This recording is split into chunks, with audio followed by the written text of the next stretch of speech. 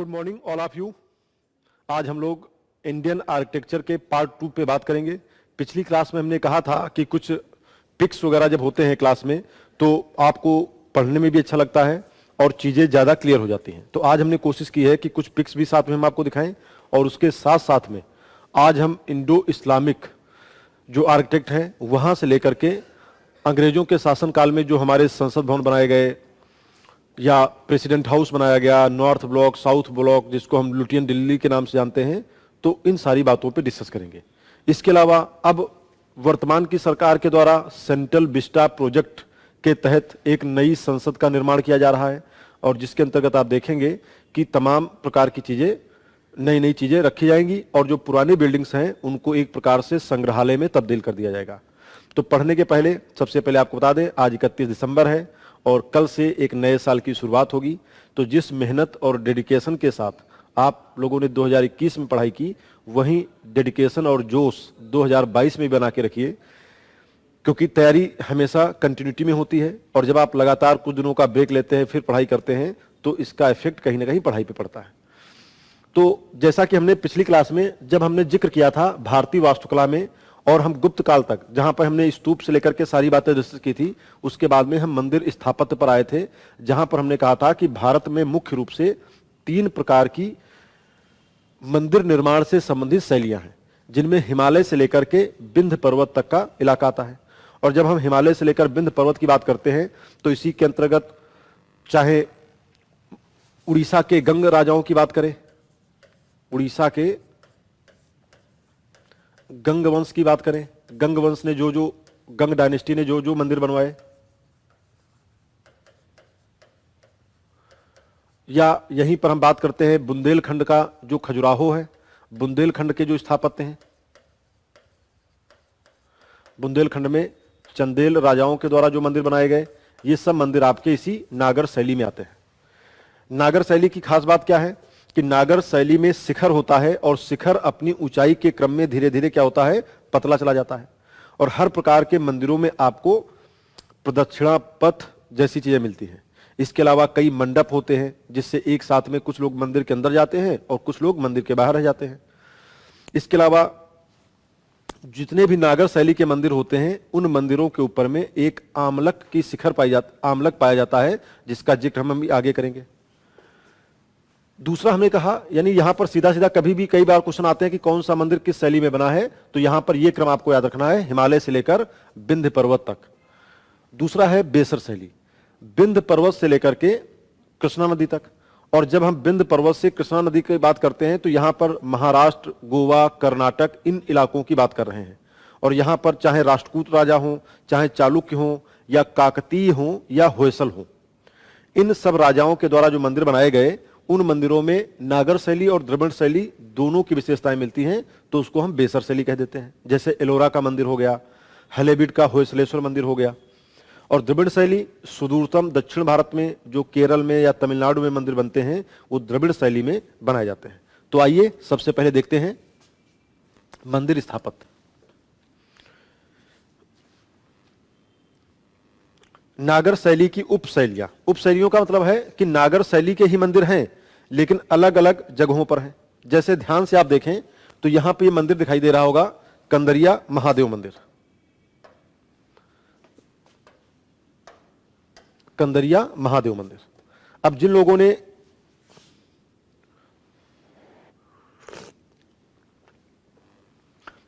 ने इस मंदिर को देखा होगा या गए होंगे, उनको तो बहुत अच्छे तरीके से पता होगा कि खजुराहो में कई सारे मंदिर हैं।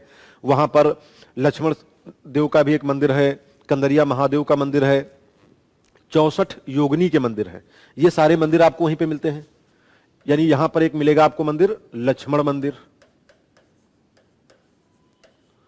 यहीं पर आपको मिलेगा 64 योगिनी मंदिर,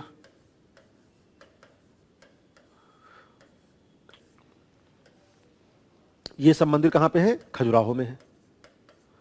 और खजुराहो मध्य प्रदेश का एक प्रमुख पर्यटन स्थल भी है, टूरिस्ट प्लेस भी है, टूरिस्ट प्लेस भी है। अब इस मंदिर को यदि हम देखें तो इस मंदिर में जैसे कि हमने एक जिक्र किया आमलक, तो यहां पर आप देखेंगे कि मंदिर के शिखर के ऊपर ये जो संरचना पाई जाती है इसी संरचना को हम कहते हैं आमलक। और इस मंदिर के सबसे ऊपर में आप देखते हैं, इसको हम क्या कहेंगे? शिखर। आमलक, और आमलक के ऊपर क्या है? शिखर। शिखर तो हम पूरा ये माना जाएगा, इसको शिखर की जगह पे एक और नाम दे सकते हैं, कलश। इसको हम नाम देंगे कलश।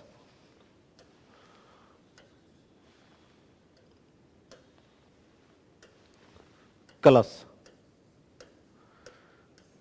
इसके अलावा माना जाता है कि जैसे हमारे पूरे शरीर का भार हमारे पैरों पे टिका होता है, वैसे ही किसी मंदिर का पूरा जो बेस होता है, जो पूरा वजन होता है, वो किस पे होता है?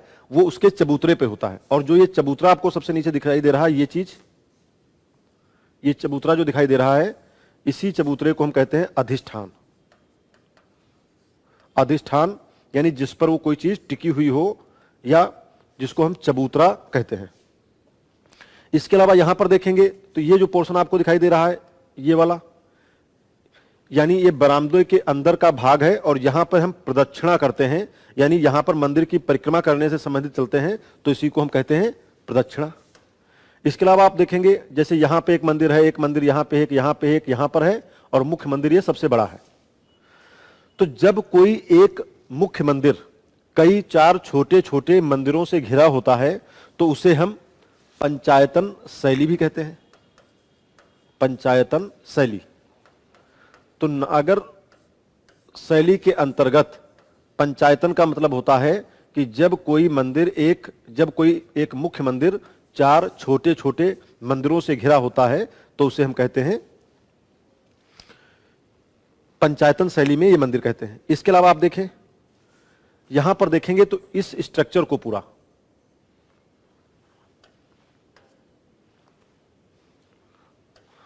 इस स्ट्रक्चर को हम कहेंगे, जैसे ये स्ट्रक्चर है इस तरीके से, इसको हम कहेंगे मंडप। अब ये छोटा है तो इसको हम अर्ध मंडप कह देते हैं, बड़ा है तो मंडप कह देते हैं। तो अलग अलग मंडप होते हैं, और सबसे नीचे जो मुख्य मूर्ति होगी वो इस शिखर के नीचे, इस पॉइंट पर नीचे बैठी होगी, तो उसको हम कहते हैं गर्भगृह।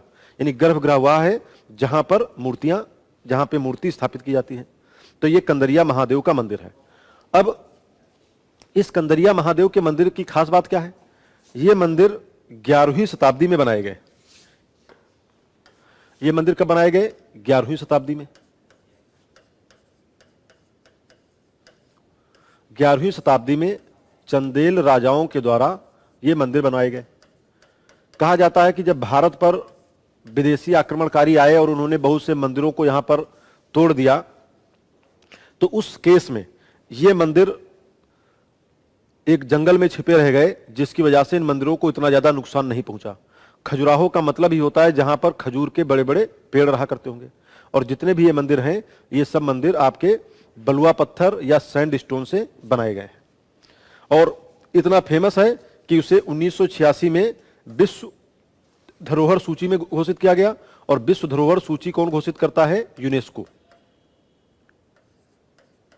यानी वर्ल्ड हेरिटेज साइट।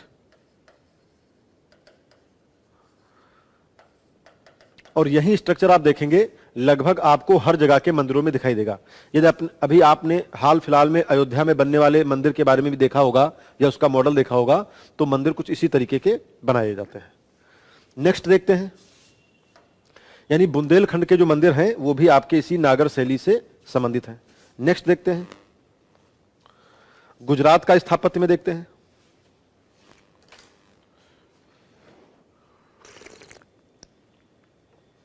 इसको हम कहते हैं सूर्य मंदिर। सूर्य मंदिर मोढेरा का क्या है? मोढेरा के सूर्य मंदिर में आप देखेंगे तो ये आपका किसके द्वारा बनवाया गया? ये आपका चालुक्य, इसे सोलंकी शैली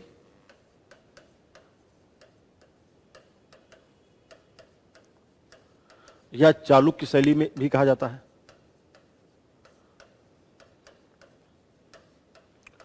इसे सोलंकी शैली और चालुक्य शैली भी कहा जाता है। भारत में सूर्य मंदिर से जुड़े हुए कुछ ही प्रमुख मंदिर हैं, जैसे आपका कोणार्क मंदिर का नाम आता है, मार्तंड सूर्य मंदिर का नाम आता है, और मोढेरा का सूर्य मंदिर। जैसा कि अभी हमने कहा था कि जो चालुक्य या सोलंकी वंश के लोग हैं, ये लोग बेसर शैली के मंदिरों का निर्माण करते थे। बेसर शैली का मतलब होता है जहां पर द्रविड़ और नागर दोनों की विशेषताएं पाई जाती हों, उसे हम बेसर शैली कहते हैं। इसके अलावा ये यानी यहां पे ये किसका एग्जांपल हो गया, ये आपका एग्जांपल हो गया बेसर शैली का। बेसर शैली का एग्जांपल हो गया, या वेसर शैली, वेसर स्टाइल।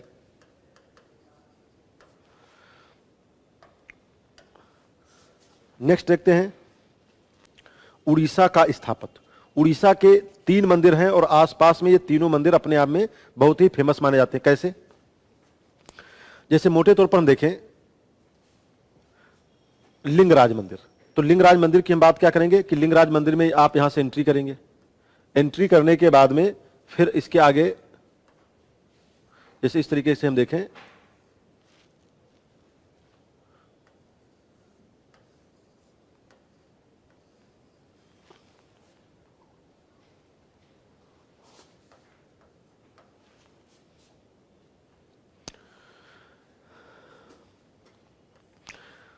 जैसे इसको हम कहते हैं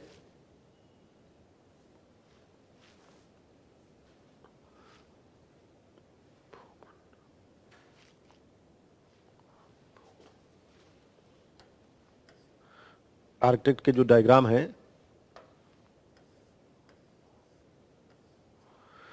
यानी ये कुछ बेस लिया गया है और इसी बेस के ऊपर में ये मंदिर बना है जिसको हम बोलते हैं लिंगराज का मंदिर।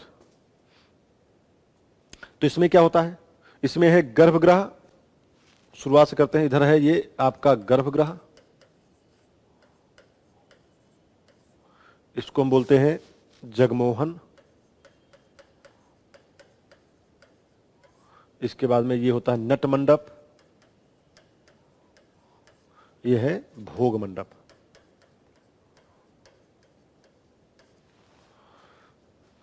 तो ये बात हम किसकी कर रहे हैं, लिंगराज मंदिर की।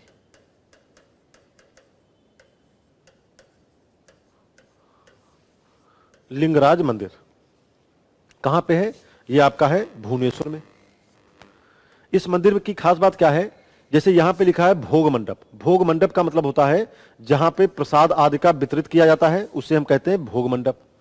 नट मंडप का मतलब होता है जब भी किसी विशेष धार्मिक अवसरों पर, विशेष धार्मिक अवसरों पर जब इस मंदिर के प्रांगण में नृत्य आदि का आयोजन होता है तो उसे नट मंडप के नाम से जाना जाता है।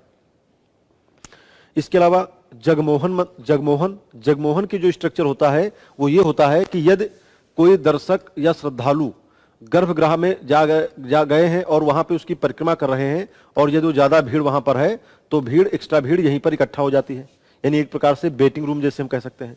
तो इस तरीके से बनाए जाते थे।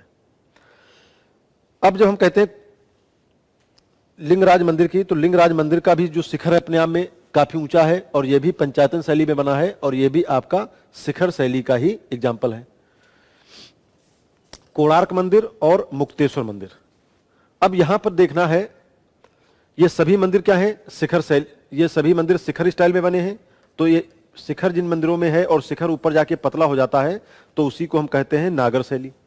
लेकिन ध्यान से यदि आप देखें तो यहां पर जो ये हमने कहा मुक्तेश्वर मंदिर, तो मुक्तेश्वर मंदिर के ठीक सामने आप देखेंगे ये कुछ इस तरीके की स्ट्रक्चर बने हुए हैं, यानी आप कह सकते हैं कि मंदिर के आगे एक बहुत ही सजावटी तौर पर तोरण द्वार या तोरण गेट बना हुआ है। तोरण गेट का मतलब क्या है, हालांकि तोरण गेट साज सज्जा के लिए प्रयोग किए जाते हैं। दक्षिण भारत के मंदिरों में तोरण गेट का बड़ा महत्व है। वहां पर मंदिरों के एंट्रेंस पर जो एक बड़ा सा गेट बना दिया जाता है उसको तोरण या गोपुरम के नाम से जाना जाता है। उत्तर भारत के हर मंदिरों में विशेषता नहीं पाई जाती है और ये जो तोरण द्वार है ये अपने आप में बहुत ही विशिष्ट कलाकृतियां लिए हुए हैं, इतनी विशिष्ट कलाकृतियां लिए हुए हैं कि इस मंदिर को उड़ीसा वास्तुकला का रत्न कहा जाता है। तो ये आपका एक क्वेश्चन आएगा, उड़ीसा वास्तुकला का रत्न किसको कहते हैं? तो कहते हैं मुक्तेश्वर मंदिर को।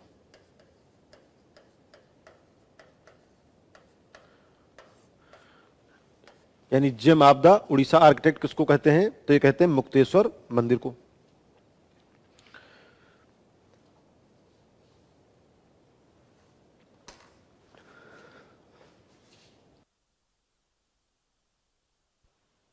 ध्यान से देखिए, ये इस समय के इतिहास में देखा जाए तो इस समय ये सबसे ज्यादा चर्चा में भी चल रहा है, सबसे ज्यादा चर्चा में चल रहा है।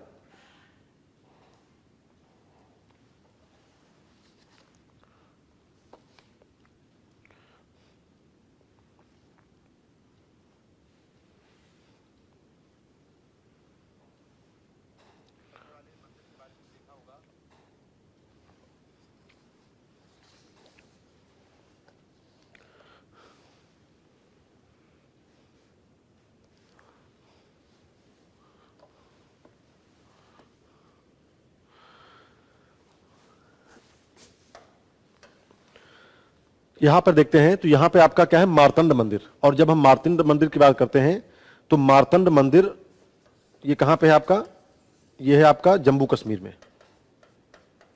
मार्तंड, इसको हम बोलते हैं मार्तंड सन टेम्पल।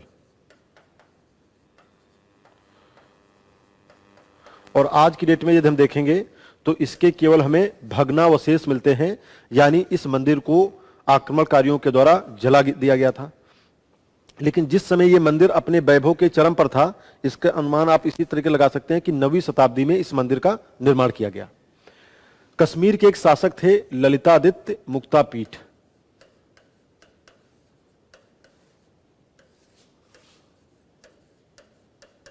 ललितादित्य मुक्तापीठ, इन्होंने अपने राज्य का विस्तार मध्य एशिया तक कर लिया था। ललितादित्य मुक्तापीठ,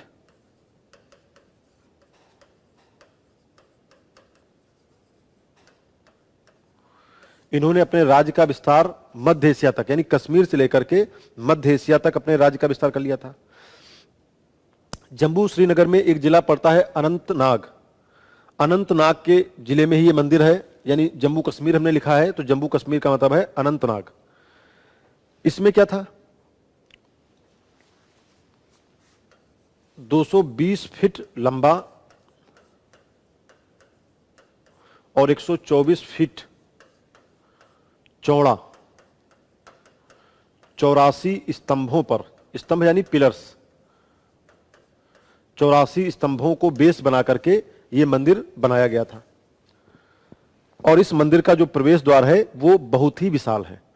आज जब जम्मू कश्मीर के में 370 हटने के बाद में वहां पर अलग अलग तरीके से कई योजनाएं बनाई जा रही हैं कि फिर से इन मंदिरों का रिनोवेशन कराया जाए, पुनर्निर्माण कराया जाए, तो उस पुनर्निर्माण में मार्तंड सन टेम्पल को भी प्रमुखता से रखा गया है। और भविष्य में जब ये मंदिर बनकर तैयार हो जाएगा तो अपने आप में यह मंदिर कह सकते हैं कि जम्मू कश्मीर के पर्यटन में भी एक अपनी ऐतिहासिक भूमिका भी निभाएगा। इसके बाद में हम देखें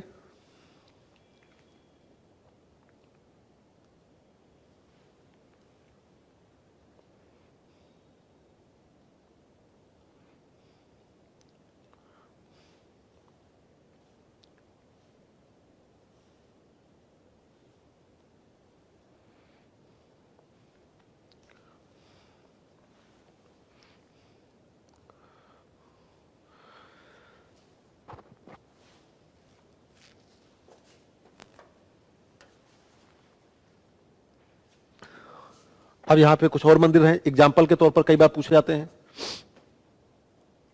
कि वेसर शैली के कौन कौन से मंदिर हैं, तो कई बार एग्जाम्पल में पूछे जाते हैं। जैसे आपका एक हो गया एलोरा का कैलाश मंदिर। यानी ये जो मंदिर, जितने भी मंदिर हैं, इनको हम rock cut architect, rock cut architect का मतलब होता है शैल स्थापत्य।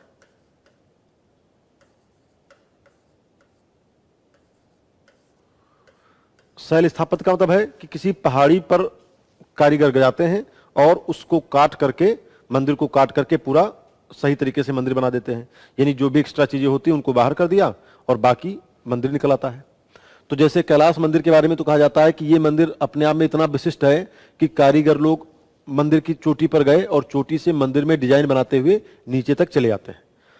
ऐसी भी धार्मिक मान्यताएं हैं कि ऐसी भी धार्मिक मान्यताएं हैं कि स्वयं भगवान विश्वकर्मा के द्वारा इन मंदिरों का निर्माण किया गया होगा। अब धार्मिक मान्यताएं यहां तक भी कहती हैं, लेकिन फिर भी आज के वैज्ञानिकों का यह मानना है या जो आर्कोलॉजिस्ट हैं उनका यह मानना है कि यह मंदिर अपने आप में बहुत ही बेजोड़ है, क्योंकि शिखर पहले बना और इसका आधार बाद में बनाया गया। विरूपाक्ष मंदिर, हम्पी कर्नाटक। विरूपाक्ष मंदिर हम्पी कर्नाटक में भी आप देखेंगे तो इसको भी यूनेस्को का वर्ल्ड हेरिटेज सेंटर का दर्जा प्राप्त किया है। और इसके अलावा होयसलेश्वर मंदिर हेलिबेट आपका कहाँ है? ये भी आपका कर्नाटक में ही है। तो होयसल राजाओं के द्वारा और विजयनगर साम्राज्य के संस्थापकों के द्वारा इन मंदिरों का निर्माण कराया गया। और कैलाश मंदिर का निर्माण किसके द्वारा किया गया? राष्ट्रकूट शासक कृष्ण प्रथम के द्वारा।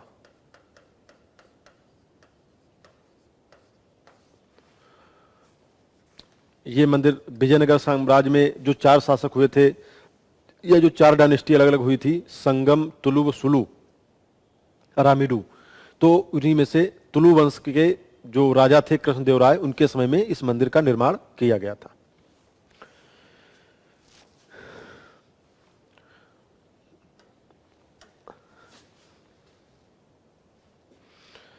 द्रविड़ शैली के मंदिर। द्रविड़ शैली के मंदिरों में देखिए क्या है।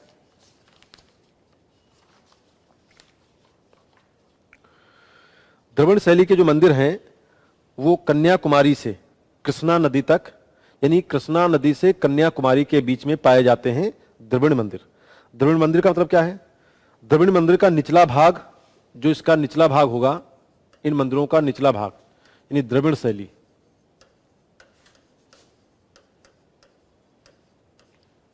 द्रविड़ शैली के मंदिरों का निचला भाग जो होगा वो कैसा होगा? वर्गाकार। वर्गाकार होगा। इसका बात है मस्तक। मस्तक जो होगा यानी मंदिर का जो ऊपरी शिखर होगा वो गुम्बद के तरीके से होगा, यानी ये वाला जो पोर्शन है ये आप देखेंगे गुम्बदाकार।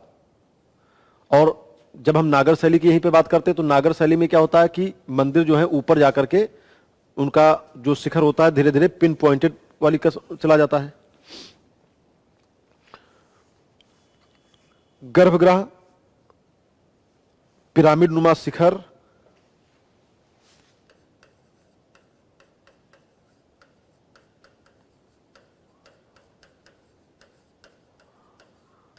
नंदी मंडप, यानी ये शिव का मंदिर है तो शिव के आगे आपको एक नंदी भी बैठे हुए मिलेंगे। और विशाल प्रांगण,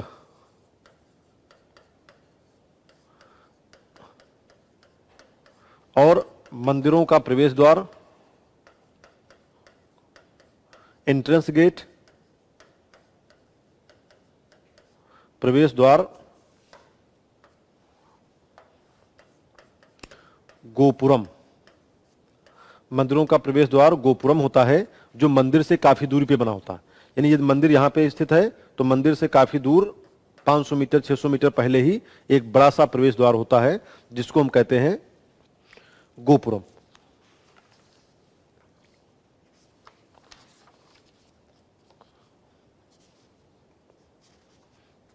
गोपुरम। तो यहां पे कुछ नाम है: श्री रंगनाथ स्वामी का मंदिर, मीनाक्षी मंदिर मदुरई, श्री रंगनाथ स्वामी मंदिर श्रीरंगम, और आपका रामेश्वर मंदिर। ये मंदिर जो आपका दिख रहा है नीचे दिखाई नहीं दे रहा होगा, ये मंदिर का नाम है रामेश्वर मंदिर, रामेश्वरम, जो हिंदू धर्म के 4 महत्वपूर्ण धामों में से एक है। और यहां पे जो इस मंदिर की बात हो रही है ये मंदिर है बृहदेश्वर मंदिर।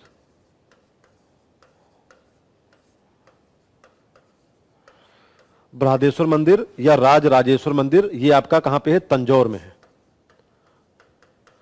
तो कुल मिलाकर द्रविड़ शैली के 4 प्रसिद्ध मंदिर हैं, मीनाक्षी मंदिर, रंगनाथ स्वामी मंदिर, रामेश्वरम मंदिर और बृहदेश्वर मंदिर।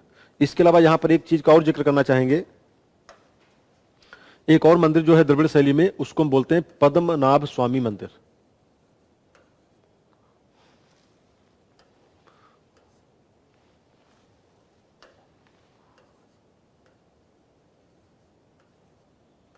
नाभ स्वामी मंदिर,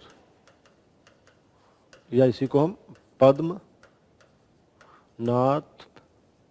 स्वामी मंदिर।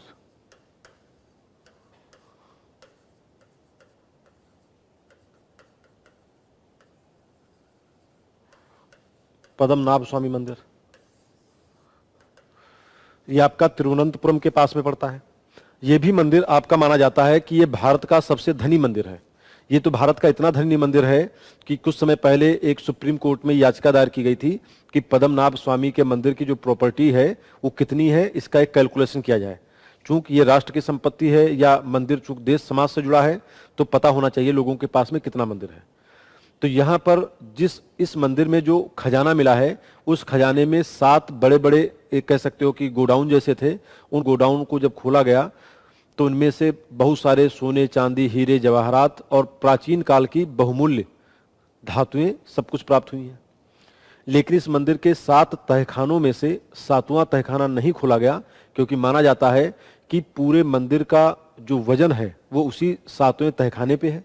और उस तहखाने के मेन द्वार पर कुछ सांपों के, बड़े बड़े सांपों के चित्र बनाए गए हैं, जिससे इसे ये माना जाता है कि सांपों के मंत्रों के आवाहन के माध्यम से इसे बनाया गया होगा। तो चूंकि धार्मिक मान्यताएं हैं, कोई समस्या आ सकती है, तो इस वजह से इस मंदिर का 7वां तहखाना नहीं खोला गया। अदरवाइज पद्मनाभ स्वामी का मंदिर जो है वो भारत के सबसे धनी मंदिरों में से एक माना जाता है। इसके बाद में हम देखते हैं, ये सब आपके क्या हैं, द्रविड़ शैली के मंदिर हैं। अब यहां से हमारा अगला टॉपिक शुरू होता है, जिसको हम कहते हैं Indo Islamic architect. Indo Islamic architect. Indo Islamic architect ये क्या है? इसका मतलब यह है कि शुरुआत में भारत पर जब अरब और तुर्क आक्रमण शुरू हुए, तो अरब और तुर्क आक्रमण के बाद में फिर धीरे धीरे देखा गया कि कुछ समय के बाद में जब मुस्लिम शासक या इस्लामिक शासक जब भारत में आए, तो भारत में आने के बाद में उन्होंने यहाँ की जो कुछ बिल्डिंग्स के बनाने की जो विशेषताएं थी और कुछ अपनी विशेषताएं, दोनों को मिला करके इन्होंने कुछ स्ट्रक्चरल बदलाव किए, और उन्हीं स्ट्रक्चरल बदलावों को हम कहते हैं इंडो इस्लामिक। इसका मतलब यह है कि जब हम 12वीं-13वीं शताब्दी में बात करते हैं, तो जो इस्लामिक कल्चर की बिल्डिंगें बनाई गई, उनमें आप देखेंगे कि कई सारी चीजें दिखाई देती हैं। जैसे गुम्बद दिखाई देता है, जैसे एक शब्द होता है, कई चीजें इंडो इस्लामिक की हैं, पहले जान लीजिए कुछ शब्द। जैसे एक शब्द होता है कैलीग्राफी। कैलीग्राफी का मतलब है कि सुंदर आयतें लिखी जाए, सुंदर तरीके से सजा करके आयतें लिखी जाए, या मीनारों का प्रयोग किया जाए, use of Minar. Indo Islamic की एक और खास बात है कि इसमें मीनारों का प्रयोग किया जाता है। डोम यानी गुंबद, गुंबद का प्रयोग होगा। इंडो इस्लामिक की सबसे खास बात है कि चाहे हम किसी भी, इवन इंडो इस्लामिक का जो ये कल्चर, चाहे हम दिल्ली सल्तनत के समय में देखें, चाहे हम अलाई दरवाजे की बात करें जिसे अलाउद्दीन ने बनवाया, या सिकंदर लोदी के मकबरे की बात कहें, और या कुतुब मीनार की बात करें, तो कुतुब मीनार के बारे में कहा जाता है कुतुब मीनार। चूंकि इंडो इस्लामिक की बिल्डिंग्स में एक खास बात होती है कि यहां पर कोई चित्र नहीं बनाए जाते हैं। जब चित्र नहीं बनाए जाते हैं या किसी मानवीय के चित्र नहीं बनाए जाते हैं, क्योंकि मंदिरों में देखेंगे तो मंदिरों में तमाम प्रकार की धार्मिक कथाओं के चित्र मिलते हैं। जैसे हलेबीड का जो होयसलेश्वर मंदिर है, उसमें तो पूरा इंद्र का दरबार ही मंदिर की दीवारों पे उकेर दिया गया है। या हम उड़ीसा के मंदिरों में देखें तो वहां पे तमाम प्रकार की डिजाइन हमें दिखाई देती हैं या मूर्तियां दिखाई देती हैं। इस्लामिक परंपरा में मनुष्यों का सजीव चित्रण नहीं किया जाता है तो इसकी जगह पे कुछ पशु पक्षियों का जिक्र कर दिया गया या कुरान की आयतें कर दी गई, इस तरीके की चीजें बना दी जाती हैं। और आगे चल करके इसी का विस्तार आप देखेंगे कि मुगल काल में पित्रा द्यूरा तकनीक के माध्यम से होता है, जिसमें जो हीरे जवाहरात होते हैं उनमें को पत्थरों में जड़ दिया जाता है। तो इसका जिक्र हम अभी आगे करेंगे। फिलहाल आप जानिए कि कुतुब मीनार का जो आर्किटेक्चर है, तो कुतुब मीनार के आर्किटेक्चर में सबसे खास बात क्या है कि 27 जैन मंदिरों को तोड़कर 27 जैन मंदिरों को तोड़कर कुतुबुद्दीन ऐबक के द्वारा ख्वाजा बख्तियार काकी, एक सूफी संत थे, उनकी याद में कुतुब मीनार का निर्माण कार्य कराया गया। यहां पर एक ध्यान देने वाली बात यह है कि जो भी गुंबद या मेहराब होते हैं, गुंबद या मेहराब, जिसको मीनारे हम कहते हैं, गुंबद या मेहराब, ये भारत में भले ही इस्लाम लेकर आया लेकिन ये इस्लाम की देन नहीं है। इसकी प्रारंभिक संरचना कहीं ना कहीं रोम से मिलती है। रोम की जो पुरानी बिल्डिंग्स थी, उन पुरानी बिल्डिंग्स में इस प्रकार की संरचना पाई जाती थी जिसमें गुंबद और मेहराब हुआ करते थे। और भारत में इसे लाने का श्रेय कुषाणों को प्राप्त है। भारत में इसकी शुरुआत सबसे पहले कुषाण शासकों ने की थी और बाद में तुर्की शासकों के द्वारा इसे भारत में पॉपुलैरिटी दी गई। तो गुंबद और मेहराब जो हैं, ये सबसे पहले शुरुआती दौर पे कहां पे दिखाई देते हैं, तो ये हमें रोम से दिखाई देते हैं, यानी यूरोप से निकलकर आए थे। इसके बाद में देखते हैं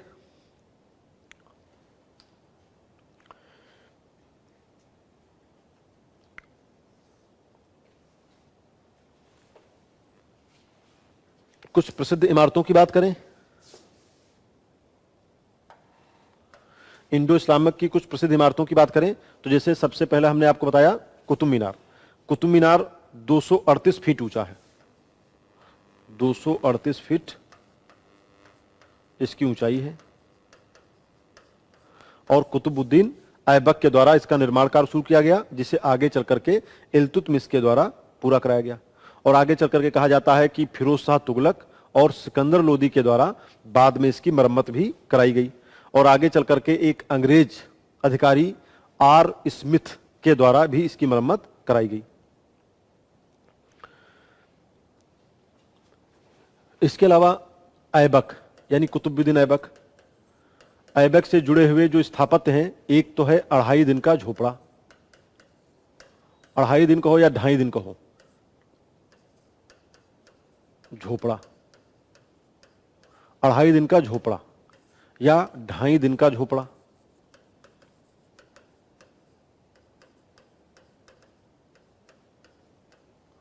ये कहां पे है? आपका अजमेर में है। कहते हैं कि एक संस्कृत विद्यालय को तुड़वा करके उसके ऊपर में इस तरीके का स्ट्रक्चर बनाया गया। इसके अलावा ऐबक ने ही कुव्वत अल इस्लाम नाम की एक मस्जिद भी बनवाई थी दिल्ली में, मॉस्क मस्जिद बनवाई दिल्ली में, और भारत में बनने वाली या पहली मस्जिद भी मानी जाती है कुव्वत अल इस्लाम। आगे चल करके खिलजी वास्तुकला आती है और खिलजी वास्तुकला के समय में, खिलजी वास्तुकला में एक नाम आता है अलाई दरवाजा। खिलजी वास्तुकला में या अलाउद्दीन खिलजी के समय में एक बिल्डिंग का नाम आता है अलाई दरवाजा।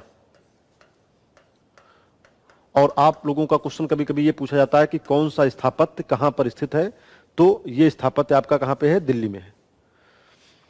अब सबसे बड़ी बात क्या है कि जो अलाई दरवाजा बनाया गया, इस बिल्डिंग में आप देखेंगे तो जालीदार खिड़की,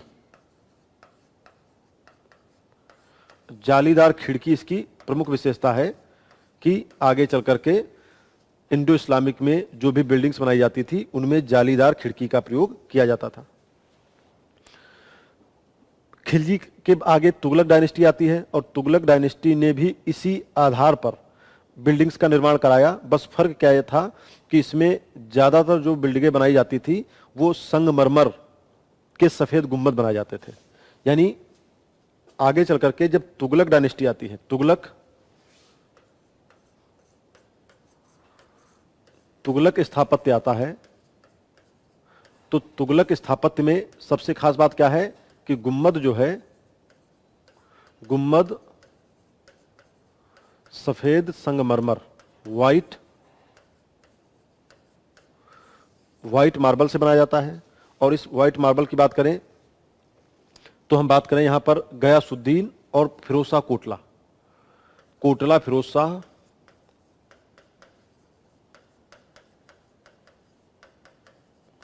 और गयासुद्दीन का मकबरा।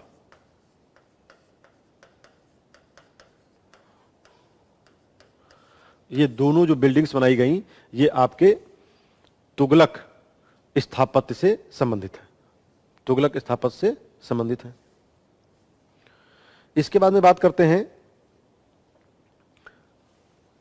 इसके बाद में आप इतिहास में जब पढ़ते होंगे तो इसके बाद में जब तुगलक के बाद में सैयद वंश आता है तो सैयद वंश के द्वारा कुछ विशेष नहीं बनवाया गया, बस एक शहर का जिक्र आता है, मुबारकाबाद शहर का जिक्र आता है जो सैयद वंश से संबंधित था, और बाकी उस समय विशेष इमारतें नहीं बनाई गई। इसके बाद में लोदी डायनेस्टी के समय में सिकंदर लोदी का मकबरा बनता है। और सिकंदर लोदी का मकबरे की खास बात क्या है कि इस मकबरे में आप देखेंगे तो ये अलग अलग जगहों पर ये इस तरीके के, यानी एक गुंबद तो ये बड़ा सा है, इस गुंबद के आसपास में छोटे छोटे बुर्ज टाइप के दिखाई देते हैं। और अष्टकोणीय संरचना में ये बनाया जाता था। और जहां पे चबूतरा होता था तो चबूतरा यानी मकबरा बनाते समय काफी ऊंचाई पे रखा जाता था और उस पर जाने के लिए सीढ़ियों का प्रयोग भी किया जाता था। तो यानी हम कह सकते हैं कि सिकंदर यानी लोदी आर्किटेक्ट के समय में खास बात यह है कि बिल्डिंग के चारों तरफ हमें बुर्ज दिखाई देते हैं।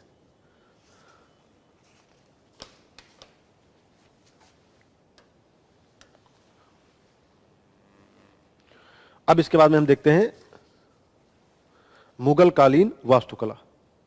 मुगल कालीन में क्या है?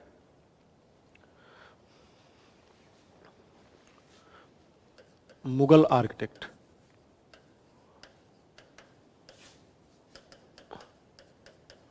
सबसे पहले क्या है? रेड सैंडस्टोन यानी लाल बलुआ पत्थरों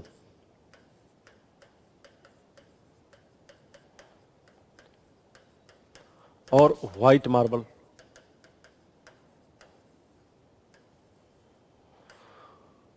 लाल बलुआ पत्थर और सफेद संगमरमर का प्रयोग ज्यादातर बिल्डिंग्स को बनाने में किया गया।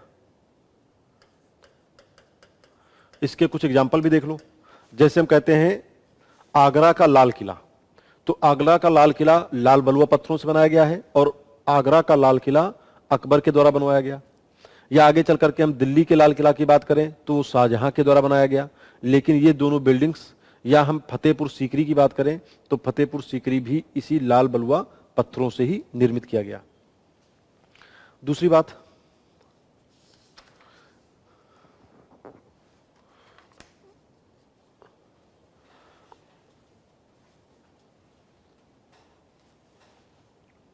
रंगीन मेहराबों का प्रयोग।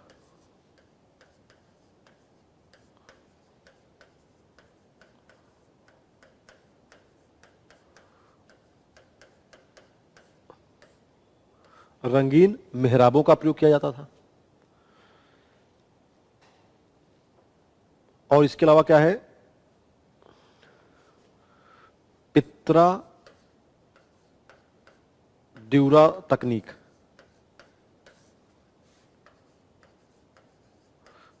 का प्रयोग। पित्रा ड्यूरा तकनीक का प्रयोग किया जाता था। क्या होता है पित्रा ड्यूरा?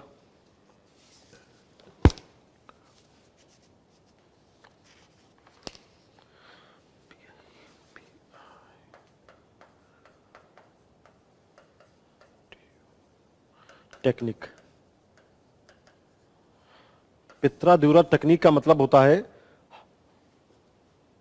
पत्थरों पर जड़ाऊ काम।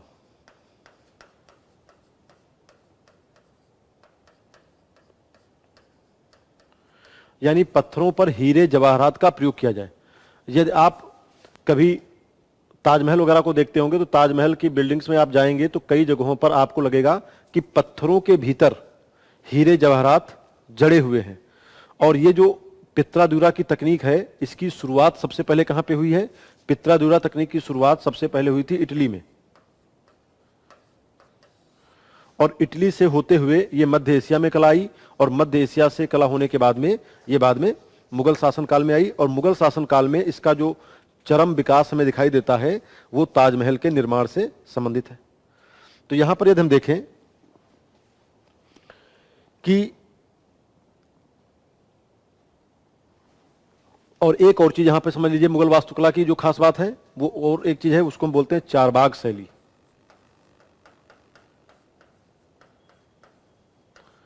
चारबाग शैली का मतलब क्या है? चारबाग शैली का मतलब यह है कि बिल्डिंग्स जब भी कोई बनाई जाती थी तो उस बिल्डिंग के चारों तरफ बगीचों का निर्माण किया जाता था, पेड़ पौधे लगाए जाते थे, और इन बगीचों के बीच से ही, उनके बगीचों के बीच से ही जो है कोई बड़ी सी बिल्डिंग बनाई जाती थी। तो मुगल कालीन वास्तुकला की ये खास बातें रही। अब जैसे यहां पर कई एग्जाम्पल के देखते हैं कि कौन किससे संबंधित वास्तुकला रही। तो देखिए, मुगल काल में सबसे पहला कौन व्यक्ति आया? बाबर।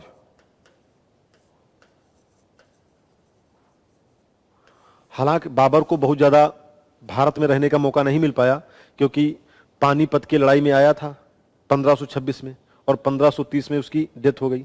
लेकिन फिर भी इसने पानीपत में काबुली बाग मस्जिद,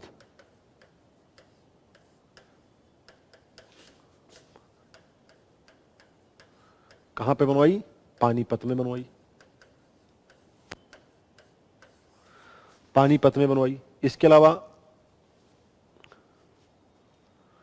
संभल की जामा मस्जिद, संभल कहां पे पड़ता है? उत्तर प्रदेश में। संभल की जामा मस्जिद, और जो नई दिल्ली में जामा मस्जिद बनी है वो शाहजहां के शासनकाल में बनी है, या शाहजहां के द्वारा बनाई गई। आगरा का रामबाग,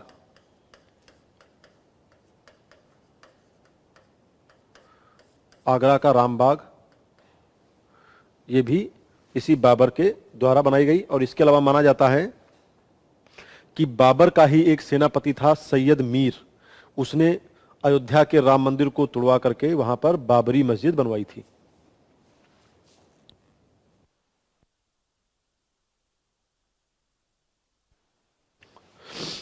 तो बाबर के इसी समय में अयोध्या के मंदिर को तोड़ करके वहां पर बाबरी मस्जिद का निर्माण किया गया था। तो कुल मिलाकर हम ये कह सकते हैं कि बाबर के द्वारा कुछ बिल्डिंग्स के निर्माण कराए गए थे। इसके बाद में हम देखते हैं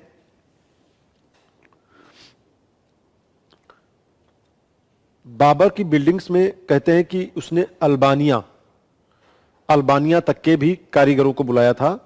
और इसके बाद में बाबर के बाद में जो इसका बेटा हुमायूं होता है, हुमायूं को इतना मौका ही नहीं मिला, क्योंकि हुमायूं को आप देखेंगे तो इतिहास में हम पढ़ते हैं कि 1540 के आसपास में जब घाघरा का युद्ध और बिलग्राम का युद्ध या कन्नौज का युद्ध जब हुमायूं हार जाता है तो काबुल, ईरान, हर जगह पे घूमता रहता है, बाद में लौट कर आता है, बाद में लौटकर 1555 में आता है, 1556 में फिर से इसकी डेथ हो जाती है। तो कुल मिलाकर के हुमायूं को कोई बड़ी बिल्डिंग बनाने का मौका नहीं मिला। लेकिन हुमायूं से जुड़ी हुई एक बिल्डिंग है जिसका नाम है दीन पनाह। दीन पनाह ये कहां पे है? ये आपकी दिल्ली में बिल्डिंग बनाई गई है, और इसी बिल्डिंग से गिर करके हुमायूं की मौत भी हुई थी। कहा जाता है कि हुमायूं जीवन भर लड़खड़ाता रहा और अंत में लड़खड़ाते हुए ही उसकी डेथ हो गई। आगे चल करके हुमायूं की मौत के बाद में हुमायूं का एक मकबरा बनाया गया। हुमायूं का मकबरा बनाया गया, और इस मकबरे को मलिक मिर्जा गयास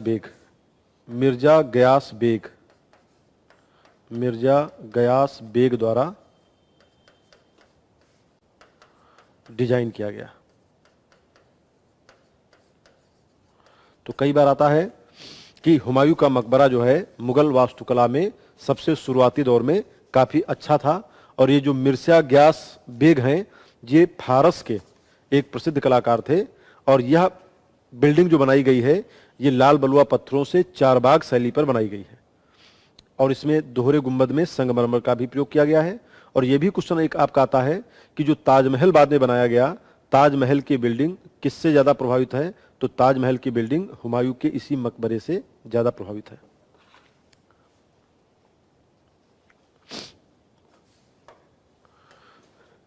इसके बाद में मुगल शासनकाल में अगला जो शासक बनता है अकबर। अकबर ने क्या किया? इसने आगरा में लाल किला, आगरा में लाल किला, फतेहपुर सीकरी में बुलंद दरवाजा। तो ये बुलंद दरवाजा आपका कहां पे है?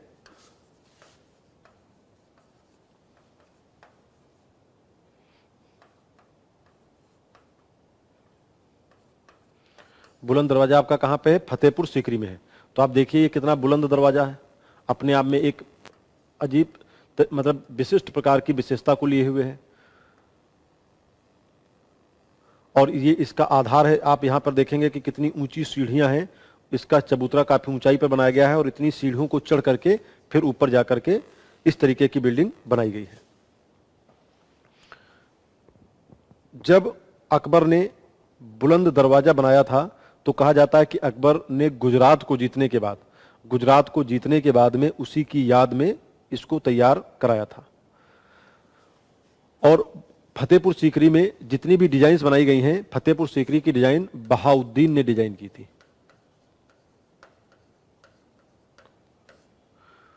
ने डिजाइन किया फतेहपुर सीकरी को।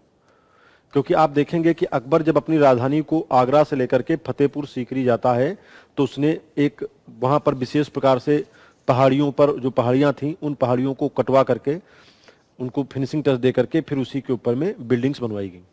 और इन बिल्डिंग्स में जहाँ पे आप देखेंगे जोधाबाई का महल मिलेगा, मरियम का महल मिलेगा। इसके अलावा जो एक मस्जिद का भी निर्माण फतेहपुर सीकरी में किया गया, बुलंद दरवाजा हुआ, मीना बाजार, ज्योतिषी की बैठक, हवा महल, पंच महल, तुर्की सुल्ताना की कोठी, इस तरीके से बहुत सी डिजाइनें यहाँ पर बनाई गई थी। और यहाँ पर यदि आप देखेंगे तो अकबर की एक ईसाई पत्नी भी थी जिसका नाम था मरियम। तो मरियम के महल में बहुत सारी पेंटिंग और मीनाकारी भी दिखाई देती है। और तुर्की सुल्ताना की कोठी, तुर्की सुल्ताना की कोठी, यह भी आपका फतेहपुर सीकरी में स्थित है। और इसमें कास्ट स्थापत्य यानी वुडन आर्किटेक्ट का बेहतरीन तरीके से प्रयोग किया गया है।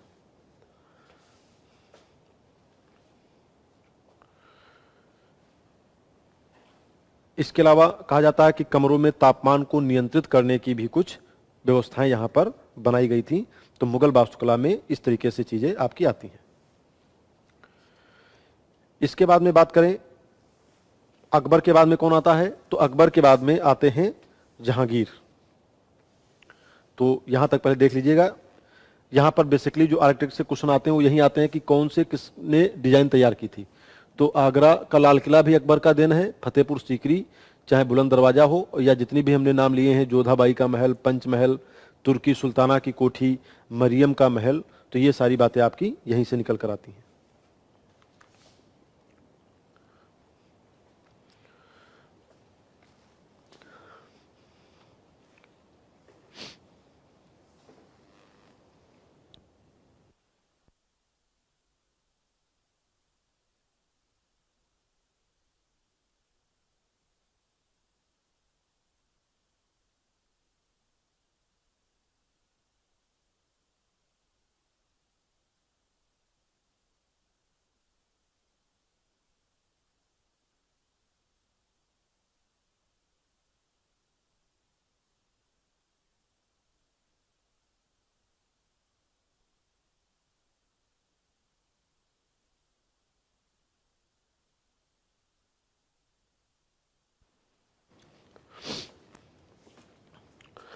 चलिए नेक्स्ट देखते हैं, जहांगीर के समय में बात करते हैं।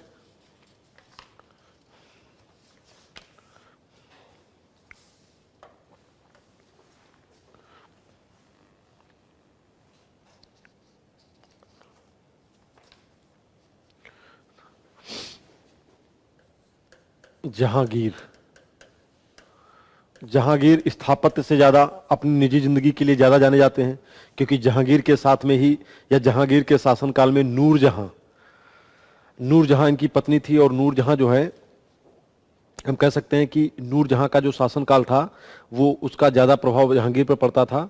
आगे चलकर कहते हैं कि जब नूरजहां के पिताजी की डेथ हो गई तो नूरजहां ने अपने पिता की स्मृति, जिसको हम बोलते हैं एतमादुद्दौला का मकबरा, एतमादुद्दौला, इसको हम ऐसे भी कह सकते हैं एतमाद उद दौला का मकबरा, और इसी मकबरे में सबसे पहले पित्राद्यूरा तकनीक का प्रयोग किया गया, जिसको भी हमने जिक्र किया था कि पत्थरों पर हीरे जवाहरात को जड़ाने की जो प्रक्रिया है उसी को हम पित्राद्यूरा कहते हैं। तो पित्राद्यूरा तकनीक की सबसे पहले शुरुआत कहां पे हुई? एतमादुद्दौला के मकबरा में, और ये कहां पे है? आगरा में है। जो लोग ताजमहल को देखने के लिए जाते हैं तो उनको भी मौका मिलता है तो आप यहां पर जाकर देखें तो इसके बारे में कहा जाता है कि ताजमहल की जो पित्राद्यूरा तकनीक है, यहां पर दो क्वेश्चन आते हैं। ताजमहल की जो डिजाइन की प्रेरणा है वो हुमायूं के मकबरे से आई, और ताजमहल पर जो पित्राद्यूरा तकनीक का प्रयोग किया गया है उस पर प्रभाव एतमादुद्दौला के मकबरे का है। और ये जो एतमादुद्दौला हैं ये नूरजहां के पिताजी थे या नूरजहां के पिता थे। इसके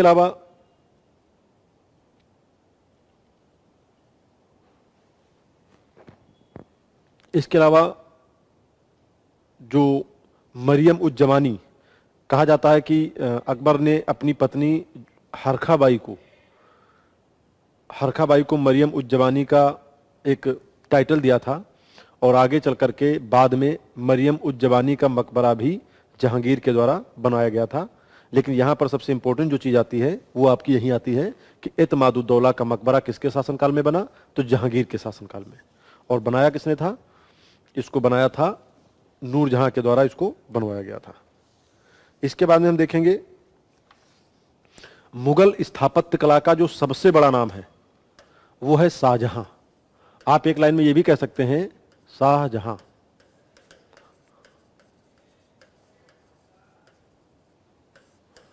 यानी हम कह सकते हैं मुगल स्थापत्य का स्वर्ण युग,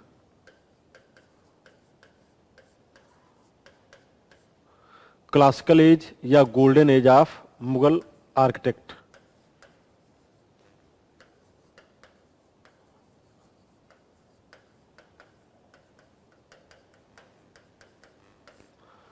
golden age of Mughal architect या मुगल वास्तुकला का जो स्वर्ण काल है वो शाहजहां के शासनकाल में आता है।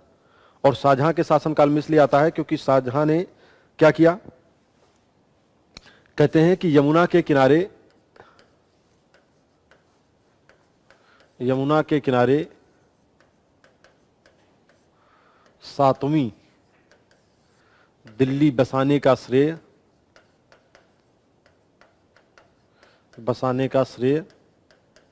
शाहजहां को प्राप्त है। क्यों?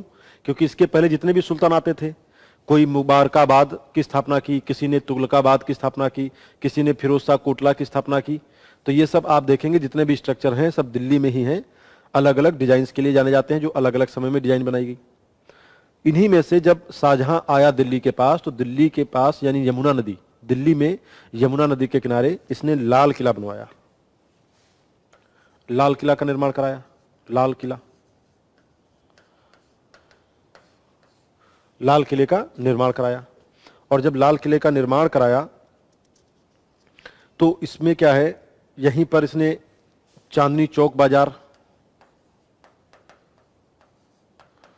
चांदनी चौक बाजार की बात करें, नई दिल्ली की जामा मस्जिद की बात करें, तो ये सब शाहजहां के द्वारा ही बनाया गया। इसके अलावा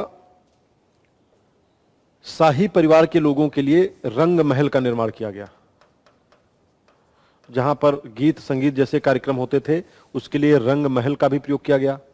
इसके अलावा दिल्ली में जब लाल किला बनाया गया तो उसने यहीं पर तख्त ए ताउस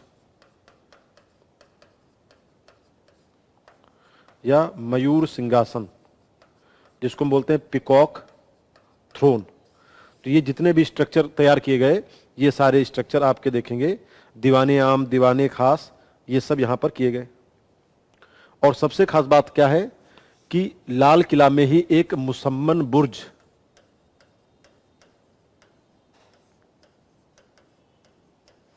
मुसम्मन बुर्ज का निर्माण किया गया। मुसम्मन बुर्ज का मतलब क्या है?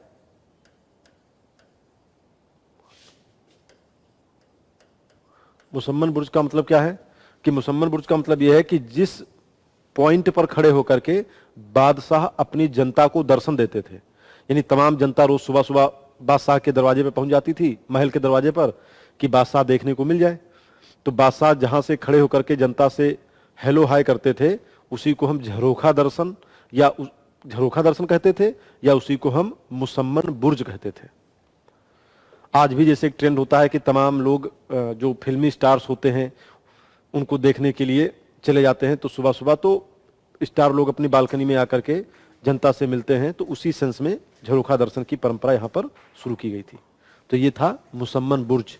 तो कई बार क्वेश्चन पूछा जाता है कि मुसम्मन बुर्ज क्या है, तो मुसम्मन बुर्ज आपका इसी से संबंधित है जहां से राजा या जहां से मुगल शासक जनता को अपने दर्शन देते थे, उसे मुसम्मन बुर्ज कहा जाता था। कुल मिलाकर देखें, राजधानी दिल्ली के अलग अलग समय में अलग अलग नाम रहे। जैसे जब हम बात करते हैं पृथ्वीराज चौहान के समय में, तो पृथ्वीराज चौहान के समय में इसी दिल्ली को किला ए राय पिथौरा के नाम से जाना जाता था। अलाउद्दीन खिलजी को दिल्ली को सीरी किला के नाम से जानते थे। गयासुद्दीन तुगलक ने जो दिल्ली को बसाया तो वहाँ पे तुगलकाबाद कहा गया। मोहम्मद बिन तुगलक ने इसे आदिलाबाद नाम दिया। फिरोज शाह तुगलक इसे कोटला फिरोज शाह नाम देते हैं। शेर शाह सूरी या हुमायूं के समय में इसे पुराना किला या दीन पनाह नाम दिया गया। और शाहजहां के द्वारा दिल्ली को शाहजहानाबाद या लाल किला का नाम दिया गया। तो हम ये कह सकते हैं कि अलग अलग समय में दिल्ली के 7 अलग अलग नाम रहे। इसी सेंस में हम कहते हैं कि 7वीं दिल्ली को बसाने का श्रेय शाहजहां को जाता है। तो सबसे पहले दिल्ली का जो वैभव दिखता है हमें, वो तोमर वंश के संस्थापक या जो चौहान वंश के संस्थापक थे, पृथ्वीराज चौहान या अनंगपाल तोमर, उनके समय में दिखाई देता है, क्योंकि सबसे पहले दिल्ली में तोमर राजाओं का ही शासन था। आगे चल करके हम देखते हैं जो मुगल काल की सबसे प्रसिद्ध बिल्डिंग मानी जाती है, उसको हम बोलते हैं ताजमहल। और अब तक के एग्जाम में सबसे ज्यादा क्वेश्चन आपके ताजमहल से ही आए हुए हैं। ताजमहल, ताजमहल की बात करते हैं तो देखिए आप, ये अलग अलग 4 मीनारें हैं सफेद संगमरमर की, और ये संगमरमर जो है इनकी एक अपनी अलग विशेषता है। और ये संगमरमर में कहा जाता है कि ये संगमरमर विशेष तरीके से कहां से मंगाए गए, ये मंगाए गए मकराना से।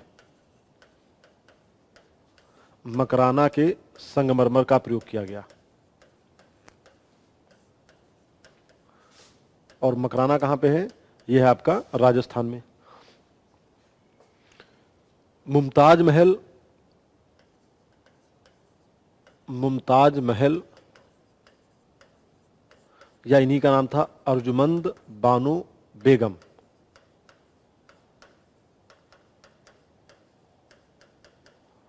अर्जुमंद बानो बेगम, इनकी याद में बनाया गया।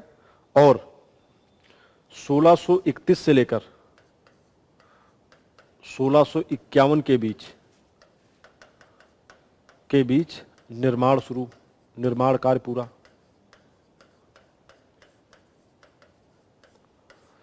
1631 से लेकर के 1651, यानी ताजमहल को बनाने में लगे 20 वर्ष। हालांकि यदि हम यूनेस्को की वेबसाइट पर देखें तो यूनेस्को की वेबसाइट पर 1631 से 1648 के बीच माना जाता है। ताजमहल की खास बात क्यों है? वह ताज जब हम कहते हैं तो इसकी खास बात क्या है? एशिया, ईरान, भारत, इन तीनों निर्माण शैलियों का सामंजस्यपूर्ण इसका प्रयोग किया गया। उस्ताद अहमद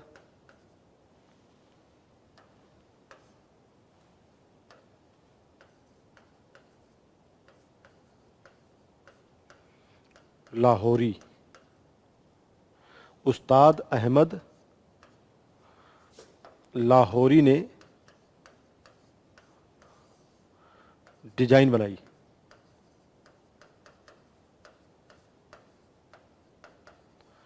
उस्ताद अहमद लाहौरी ने इसकी डिजाइन तैयार की और उस्ताद ईसा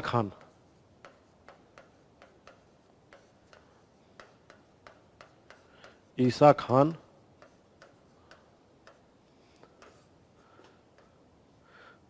की देखरेख में निर्माण। तो कई बार ये क्वेश्चन आपके पीसीएस, स्टेट पीसीएस से रिलेटेड या स्थापत्य कला से जब पूछे जाते हैं तो दोनों नाम पूछे जाते हैं कि ईसा खान के सर्वेक्षण में या इनके निर्देशन में ये बिल्डिंग लगातार बनती रही और इस बिल्डिंग का जो डिजाइन तैयार किया गया था वो आपका अहमद लाहौरी ने तैयार किया था। सफेद संगमरमर में पित्रा-द्यूरा तकनीक का प्रयोग हुआ। पित्रा-द्यूरा का मतलब है कि ये जो पत्थर हैं, इन पत्थरों के भीतर जब आप बरामदे में जाएंगे तो इन पत्थरों पर आप देखेंगे कई प्रकार से रंगीन कांच ये जड़े गए हैं। तो इसी तकनीक को हम कहते हैं पित्रा-द्यूरा तकनीक। तो पित्रा-द्यूरा तकनीक का प्रयोग किया गया। इसके अलावा आप देखेंगे जालियों का प्रयोग किया गया। बिल्डिंग के अंदर में आप देखेंगे जालियों का प्रयोग किया गया और ये जो जालियां हैं ये संगमरमर की बारीक जालियां यहां पर लगाई गई। ताजमहल को लेकर के कई बातें कही जाती हैं, जैसे कहा जाता है कि डिजाइन और चारबाग के मामले में यह हुमायूं के मकबरे से प्रेरित है, इस्लामिक सादगी के मामले में यह अकबर के मकबरे से, कब्र की डिजाइन के मामले में यह मांडू के होशंग शाह के मकबरे से है, संगमरमर और पित्रा-द्यूरा तकनीक के मामले में यह इत्मादुद्दौला से प्रभावित है और झील में भवन के प्रतिबिंब बनने के मामले में यह सासाराम के शेर शाह के मकबरे से संबंधित है। यदि आप सासाराम बिहार में जाएंगे तो वहां पर शेर शाह सूरी का मकबरा कैसा है कि चारों तरफ तालाब है, तालाब के बीच में मकबरा है और उस मकबरे की जो पिक्चर है वो हमें तालाब में दिखाई देती है। ठीक ऐसे ही ताजमहल के सामने ये जो नहर है, ये नहर दिखाई देती है, इस नहर में इसका प्रतिबिंब दिखाई देता है। तो ये सब चीजें एक दूसरे से प्रभावित हैं। तो इसको हम क्या कहते हैं और ताजमहल को हम क्या कहते हैं? विश्व का 7 वंडर्स, विश्व के जो 7 आश्चर्य होते हैं उन 7 आश्चर्यों में से भी इसका नाम आता है।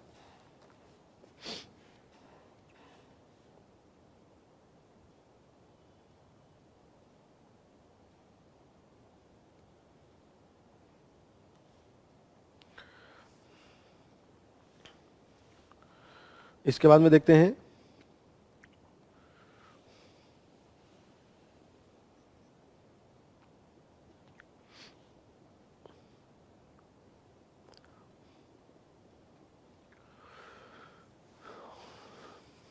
यहां तक की चीजें क्लियर हैं?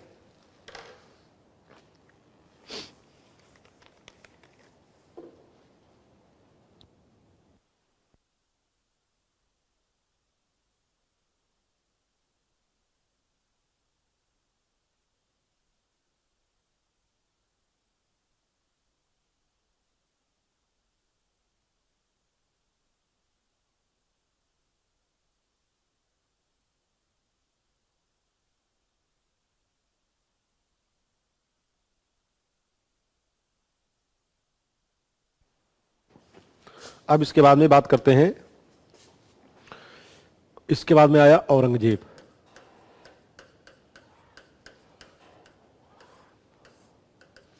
और औरंगजेब के बारे में कहा जाता है कि औरंगजेब को लगता था, औरंगजेब ने तो अपने पिताजी को ही जेल में इसलिए डाल दिया था क्योंकि उसे लगता था कि पूरा राज खजाना तो शाहजहां सब खाली ही किए दे रहे हैं।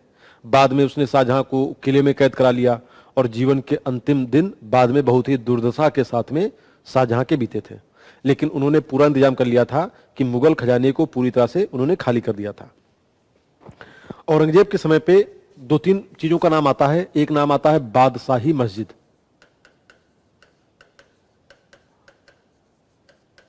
बादशाही मस्जिद इसने कहां बनाई थी? लाहौर में। और दूसरा जो सबसे ज्यादा क्वेश्चन पूछा जाता है वो ये है, रबिया उद्दौरानी।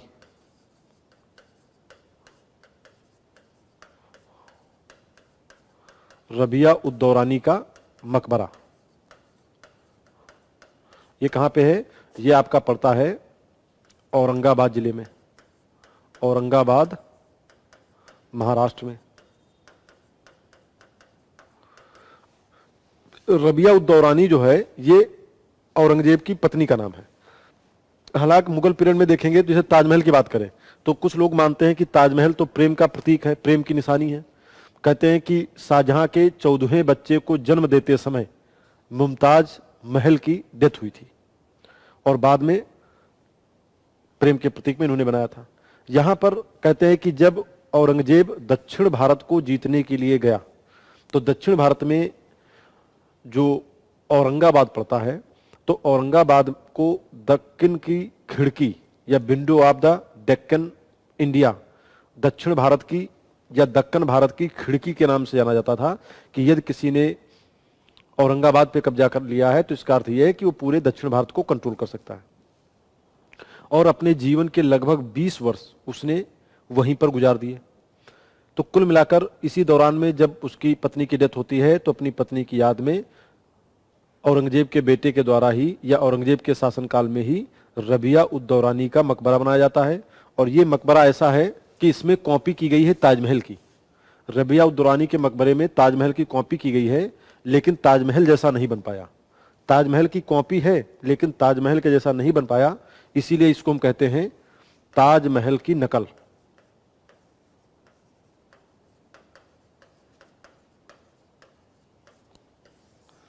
ताजमहल की नकल यानी एक प्रकार से कॉपी ऑफ ताजमहल है, यानी ताजमहल की कॉपी जैसा काम किया गया। और इसी को हम कहते हैं दक्कनी ताज। इसी को हम कहते हैं दक्कनी ताज। और इसी को एक और नाम दिया जाता है बीबी का मकबरा।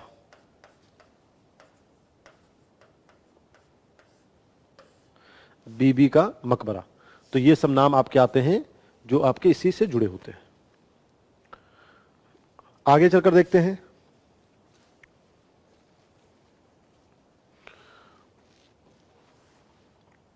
चंदन कुशवाहा जी नमस्ते कर रहे हैं।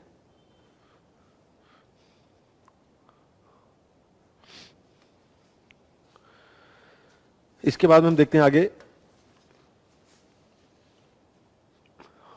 Modern architect.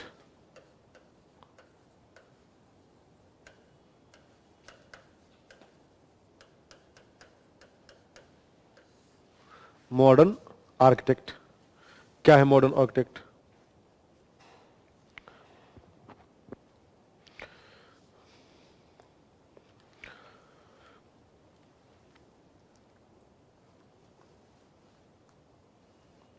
सबसे पहले यदि हम देखें तो जब भारत में सबसे पहले कौन आया? पुर्तगाली आए। पुर्तगालियों को अपने बनाने की एक अलग तरीके की शैली थी। जिसे हम कहें पुर्तगाली लोग जब भारत में आए, पुर्तगाली, तो उन्होंने क्या किया? उन्होंने आइबेरियन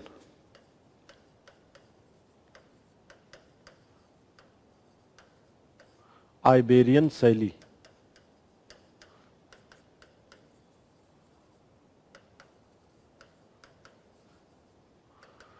पुर्तगालियों ने भारत में जिस शैली का निर्माण किया उसको हम कहते हैं आइबेरियन शैली। आइबेरियन शैली का मतलब होता है कि शहरों को दुर्गीकृत करना, इसके अलावा घरों में के अंदर ही पार्टी घर बना दिए जाएं, छोटे छोटे चर्च भी बना दिए जाएं, इस तरीके की चीजें जो बनाई जाती हैं तो वो आइबेरियन शैली में बनते हैं। यानी हम कह सकते हैं कोच्चि में सेंट फ्रांसिस, कोच्चि में Saint Francis church, Saint Francis church जो है ये आपका इसी से संबंधित है। इसके अलावा ऑफ बॉम जीसस, ये आपका गोवा में चर्च बनाया गया है। यहां पर सेंट जेवियर की ममी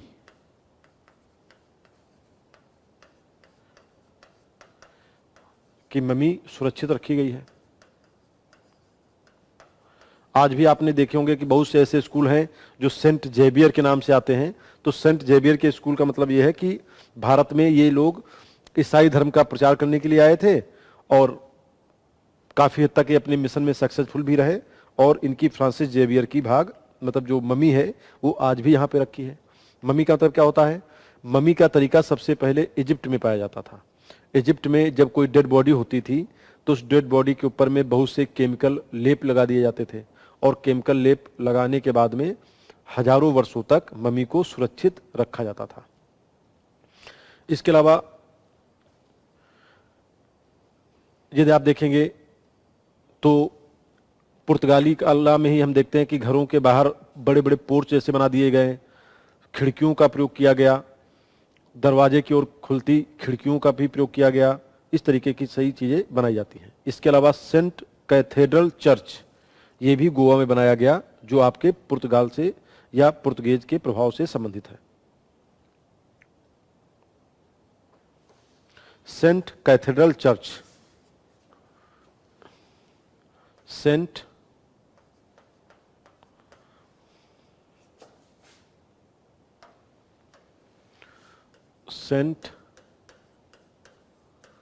कैथेड्रल चर्च ये भी गोवा में बना है और पुर्तगालियों के द्वारा बनाया गया है। ये एशिया का सबसे बड़ा चर्च है।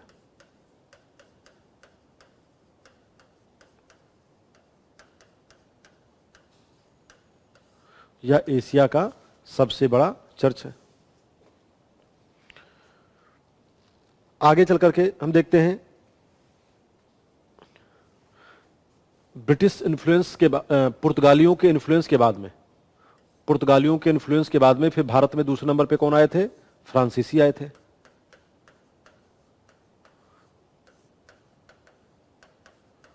और फ्रांसीसी जो आर्किटेक्ट है, फ्रेंच आर्किटेक्ट, वो आपको कहां दिखाई देगा? पुडुचेरी में। पुडुचेरी या पांडिचेरी में हमें फ्रांसीसी आर्किटेक्ट दिखाई देता है। और फ्रांसीसी आर्किटेक्ट की खास बात क्या है कि इन्होंने town planning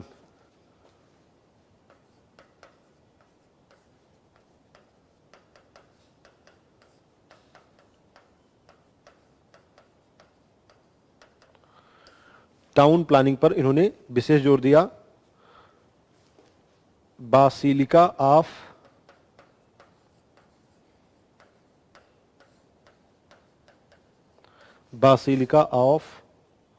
the sacred heart,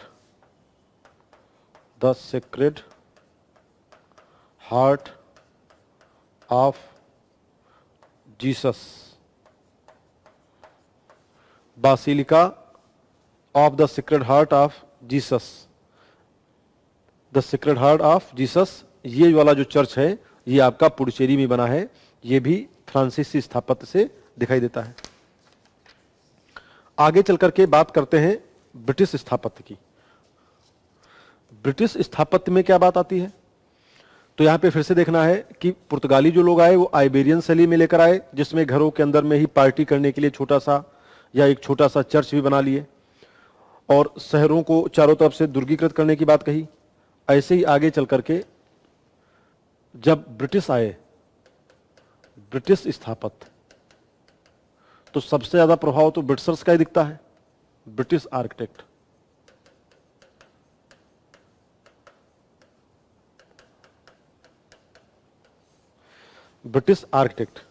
जो ब्रिटिश आर्किटेक्ट है उसी को हम क्या कहते हैं? उसी को हम कहते हैं गोथिक स्टाइल। इसी को हम कहते हैं न्यू रोमन स्टाइल। यानी गोथिक शैली जो है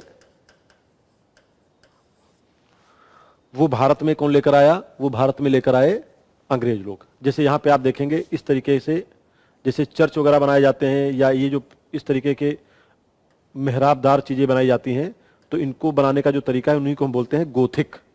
और न्यू रोमन स्टाइल का मतलब है कि जैसे पुराने जमाने में रोम में बड़े बड़े कॉलेजियम बनाए जाते थे, उसी तरीके से हमारी संसद भवन का निर्माण कार्य किया गया। या इंडिया गेट की बात करें या प्रेसिडेंट हाउस की बात करें, तो ये सारे इसी तरीके से बनाए गए हैं। तो हम ये कह सकते हैं कि ब्रिटिश स्थापत्य में यदि कुछ विशेषताएं भारत की, कुछ विशेषताएं ब्रिटिशर्स की, दोनों को मिला दिया जाए तो इसी को हम कहते हैं विक्टोरियन शैली। एक और इसका नाम है विक्टोरियन शैली। चाहे हम इसे विक्टोरियन स्टाइल कहें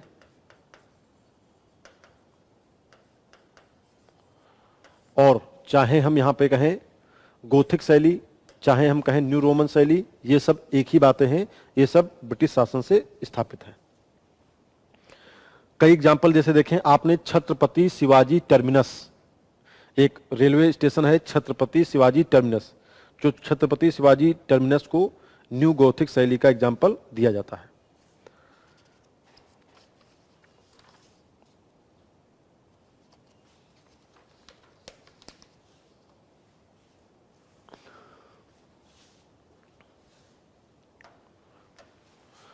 अब यहां पे हम देखते हैं गेटवे ऑफ इंडिया।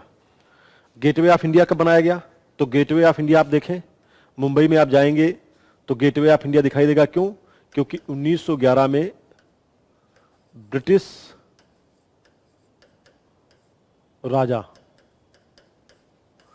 राजा कौन आए थे? जॉर्ज पंचम। 1911 में ब्रिटिश राजा जॉर्ज पंचम और उनकी पत्नी मैरी, और उनकी पत्नी थी मैरी, इन दोनों का स्वागत करने के लिए, यानी जब वो ब्रिटेन से आ रहे होंगे अपने जहाज से, तो इनका स्वागत करने के लिए ये बनाया गया था। और खासतौर से लखनऊ में एक कॉलेज का नाम आपने सुना होगा, मेडिकल कॉलेज का नाम किंग जॉर्ज मेडिकल कॉलेज। तो किंग जॉर्ज मेडिकल कॉलेज भी इसी किंग जॉर्ज से ही संबंधित है। तो जॉर्ज विट्टे इसके जो डिजाइनर करता थे, जो इसके आर्किटेक्चर थे, जो इसके आर्किटेक्ट या इसका जो स्थापत्य बनाने वाले निर्माण थे, या गेटवे ऑफ इंडिया के जो स्थापत्यकार थे, जो आर्किटेक्ट थे, उनका नाम था जॉर्ज विट्टे।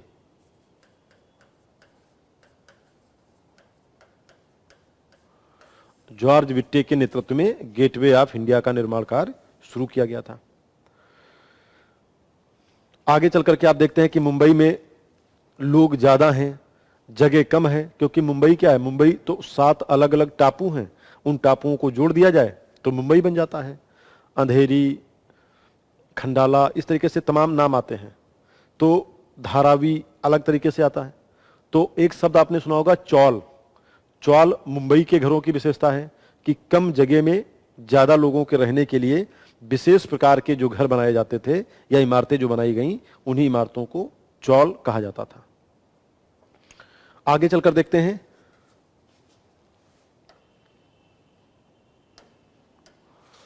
आगे चलकर हम देखते हैं हमारा Rashtrapati Bhavan, Edwin Lutyens.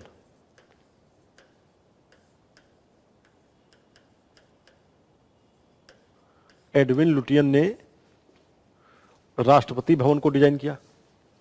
Edwin Lutyens ने राष्ट्रपति भवन को डिजाइन किया।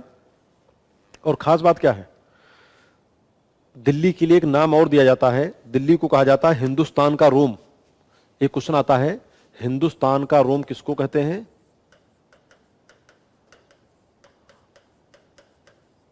हिंदुस्तान का रोम दिल्ली को कहते हैं, क्योंकि रोम की बहुत सी बिल्डिंग्स उनका कॉपी करके या उन्हीं के प्रभाव में आकर के भारत में इस तरीके की बिल्डिंग्स बनाई गई हैं। तो इसी को हम, इसीलिए हम दिल्ली को हिंदुस्तान का रोम भी कहते हैं। और दिल्ली में जो खास तौर से जो न्यू दिल्ली वाला पूरा इलाका है, चाहे वो कनॉट प्लेस हो, राजपथ हो, इंडिया गेट हो, प्रेसिडेंट हाउस हो, नॉर्थ ब्लॉक हो, साउथ ब्लॉक हो, संसद भवन हो, ये सब न्यू रोमन स्टाइल में ही बनाया गया।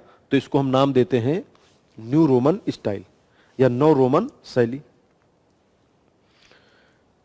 तो सबसे खास बात क्या है, जब हम बात करते हैं राष्ट्रपति भवन की, तो एडविन लुटियन ने राष्ट्रपति भवन की डिजाइन की थी। इसके अलावा यदि हम बात करें, राष्ट्रपति भवन में 340 कमरे हैं।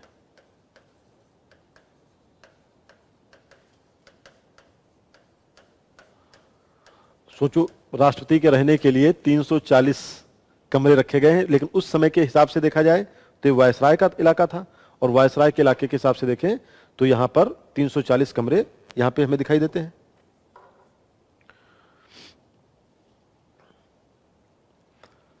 और सबसे बड़ी जो इसकी विशेषता है, जब हम राष्ट्रपति भवन की जालियों की बात करेंगे तो जालियों की विशेषता मुगल स्थापत्य की देन है, लेकिन जो इसके स्तंभ बनाए गए हैं, उन स्तंभ यानी पिलर्स, जो राष्ट्रपति भवन के अंदर में जो पिलर्स बनाए गए हैं, उन पिलर्स के ऊपर में मंदिरों से मिलती जुलती डिजाइन्स का प्रयोग किया गया है।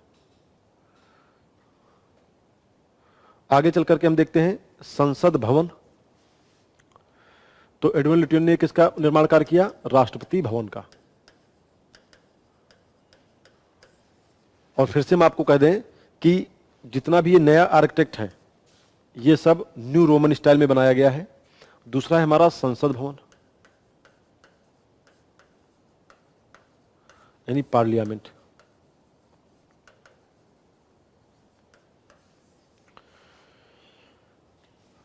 जैसे हमने एक जिक्र किया था कि खजुराहो में 64 योगिनी का मंदिर है, ठीक ऐसा ही एक स्ट्रक्चर मध्य प्रदेश के मुरैना जिले में मिलता है। और उस मध्य प्रदेश के मुरैना जिले में जो मंदिर का स्ट्रक्चर है, उसी मंदिर के स्ट्रक्चर से हमारा संसद भवन प्रभावित है। और यहां पे क्या खास बात है, एडविन लुटियन और हर्बर्ट बेकर, एडविन लुटियन और हर्बर्ट बेकर, इन दोनों लोगों ने मिलकर के संसद भवन का निर्माण कार्य शुरू हुआ। और संसद भवन का जो केंद्रीय कक्ष है वो गोलाकार है, 98 फुट व्यास वाला गुंबद है, विश्व के सबसे बड़े गुंबदों में से ये एक माना जाता है। और 15 अगस्त 1947 को जब सत्ता का ट्रांसफर हुआ था अंग्रेजों के द्वारा भारतीय नेताओं को, तो इस सत्ता का ट्रांसफर भी यहीं पे हुआ था। आगे चल करके इंडिया गेट बनाया गया। इंडिया गेट कब बनाया गया?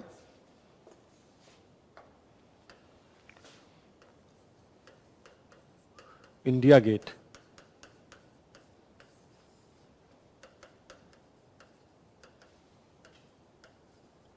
इंडिया गेट क्या है? प्रथम विश्व युद्ध में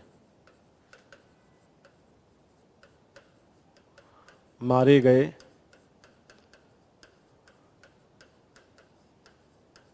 सैनिकों की याद में, प्रथम विश्व युद्ध में मारे गए सैनिकों की याद में 1931 में इसका निर्माण हुआ। 1931 में इसका निर्माण हुआ और यह 42 मीटर ऊंचा है।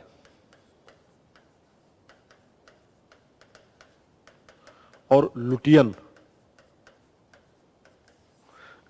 ने ही इसकी डिजाइन तैयार की थी। तो प्रथम विश्व युद्ध और अफगान युद्ध में शहीद हुए सैनिकों की स्मृति में किया गया। तो आप देखेंगे कहीं ना कहीं इंडिया गेट या gateway of India, in buildings को काफी हद तक एक जैसा ही माना जाता है। तो ये तो कुछ हमारी ऐसी बिल्डिंग्स हो गई जो समय के साथ साथ में इनका, अब चूंकि काफी समय पहले बनाई गई, लेकिन इन स्थापत्य का असर आज भी नई बिल्डिंगों पे दिखाई देता है। आगे चलकर के देश आजाद हुआ। देश आजाद होने के बाद में आगे चल करके कई ऐसे शहर भी बनाए गए जो स्थापत्य की दृष्टि से बहुत ही महत्वपूर्ण माने जाते हैं। जैसे हम बात करते हैं चंडीगढ़ की। यदि हम चंडीगढ़ की बात करें, चलिए एक अलग से पेज जोड़ करके देखते हैं।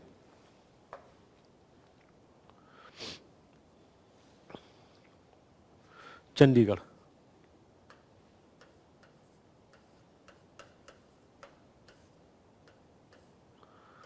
चंडीगढ़ की बात करें, चंडीगढ़ का स्थापत्य,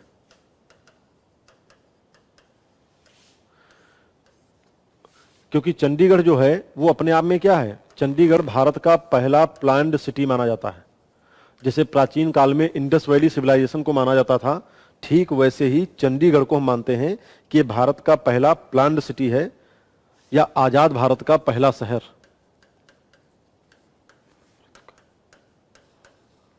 पहला प्लान्ड सिटी, आजाद भारत का ये पहला प्लान्ड सिटी है। क्या था ये? पंजाब सरकार द्वारा 1948 में पीएल वर्मा कमेटी बनाई, और इस कमेटी के सुझाव पर ली कार्बूजियर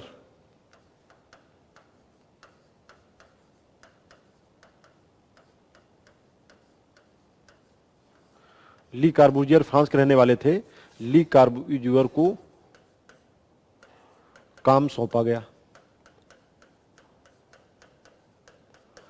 ये एक फ्रांस के रहने वाले थे, फ्रांस के आर्किटेक्ट थे, ली कार्बूजियर।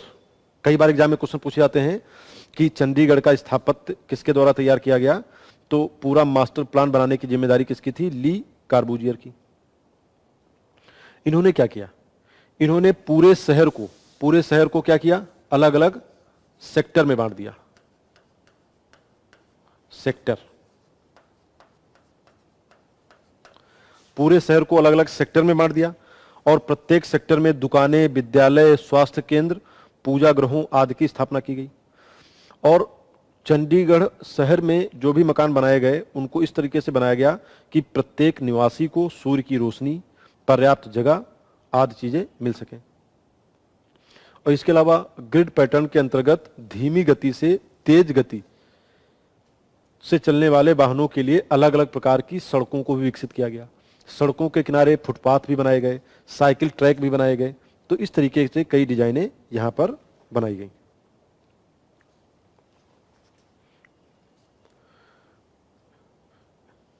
इसके बाद में हम देखेंगे तो जिस तरीके से चंडीगढ़ का स्थापत्य किया गया है, वैसे ही आगे चल करके भुवनेश्वर को भी एक प्लान्ड सिटी के तौर पर बनाया गया। और भुवनेश्वर को जब प्लान्ड सिटी के तौर पर बनाया गया तो उस पर जर्मन आर्किटेक्ट का सहयोग लिया गया।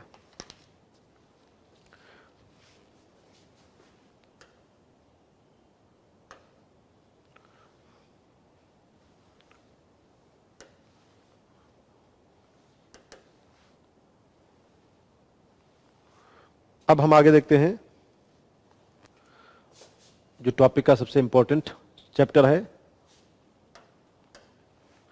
वर्तमान में चर्चा का केंद्र बिंदु क्या है?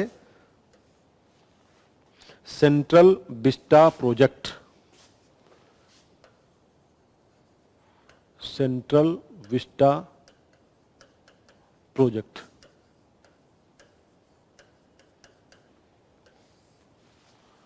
सेंट्रल विस्टा प्रोजेक्ट क्या है? प्रोजेक्ट, सबसे पहली बात तो आप ये देखेंगे कि सेंट्रल विस्टा प्रोजेक्ट की जब खास बात यह है कि पहला का जो हमारा संसद भवन है वो कैसे बनाया गया है, तो पहले का संसद भवन तो हमारा वर्गाकार स्टाइल में बनाया गया है, लेकिन अब जो ये बनने जा रहा है तो आप ये देखेंगे त्रिकोणाकार यानी ट्रायंगुलर शेप में बनाया जा रहा है, ट्रायंगुलर शेप में। और भारत की बहुत सी पुरानी बिल्डिंगों के आर्किटेक्ट को देखोगे तो ट्रायंगुलर शेप में ही बनाई गई हैं।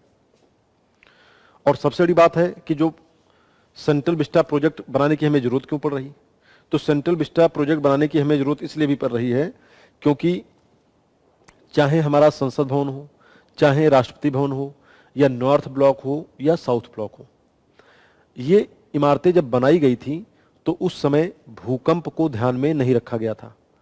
आज हम जो भी नई बिल्डिंग्स बनाते हैं उन बिल्डिंग्स में भूकंप रोधी टेक्निक का भी प्रयोग किया जाना जरूरी होता है।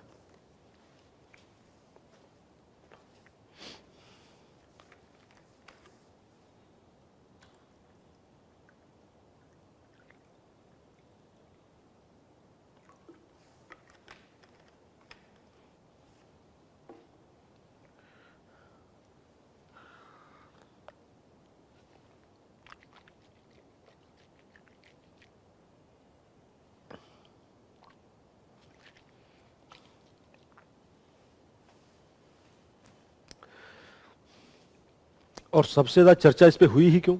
क्योंकि जब ये बनना शुरू हुआ तो इसमें ये कहा गया कि राजपथ से लेकर के और प्रेसिडेंट हाउस के आसपास का जो 3 किलोमीटर का दायरा है वहाँ पे बहुत सारे पेड़ लगे हैं, इन्वायरमेंट की भी समस्या आ सकती है।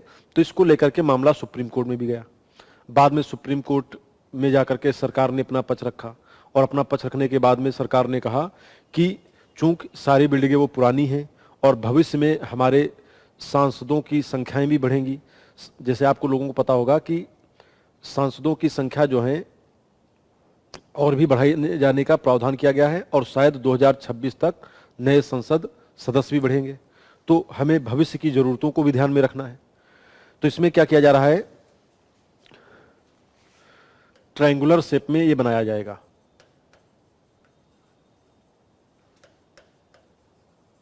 यानी त्रिभुजाकार आकृति में निर्माण।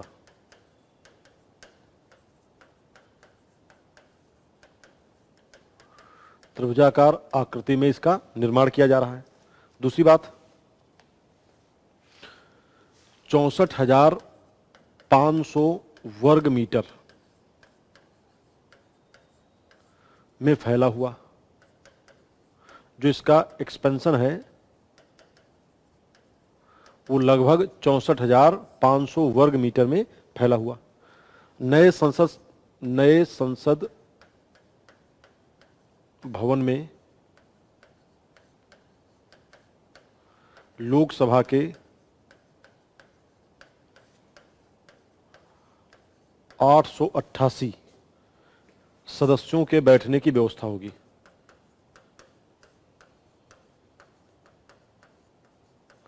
888 लोकसभा के सदस्यों के बैठने की व्यवस्था होगी और राज्यसभा के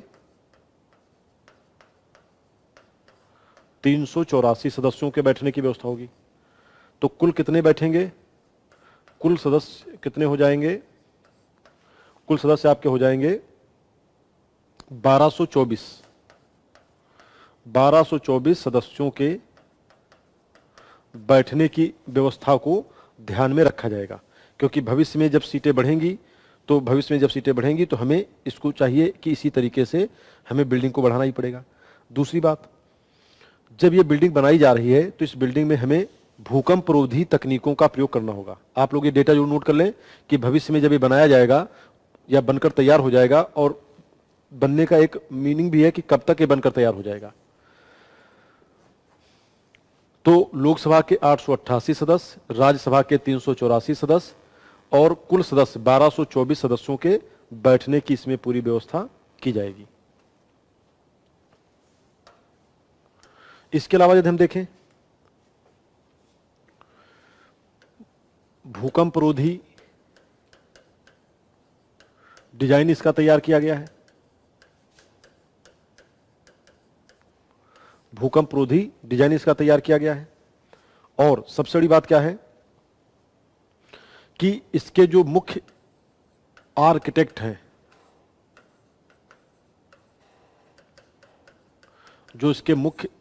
हैं, उनका नाम है डॉक्टर विमल पटेल। जैसे आप लोगों को याद होगा कि स्टैचू ऑफ यूनिटी, जो सरदार वल्लभ भाई पटेल की स्टैचू ऑफ यूनिटी है, स्टैचू ऑफ यूनिटी के स्थापत्यकार कौन थे? तो आप बताइए, स्टैचू ऑफ यूनिटी के स्थापत्यकार कौन थे? ये किसी को नाम पता हो तो जरूर बताए। स्टैचू ऑफ यूनिटी के स्थापत्यकार थे राम सुतार।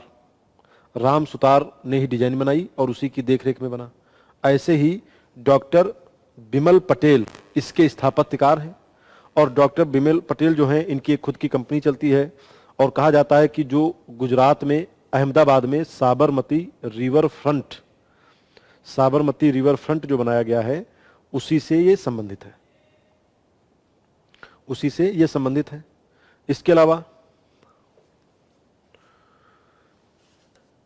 इस पूरी योजना में लगभग 20,000 करोड़ रुपए व्यय का अनुमान है।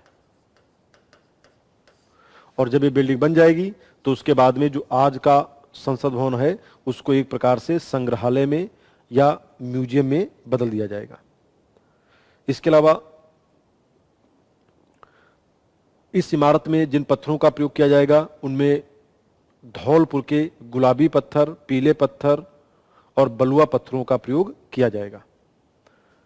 तो इस तरीके से ये सारी बातें आपके सेंट्रल विस्टा प्रोजेक्ट से संबंधित हैं।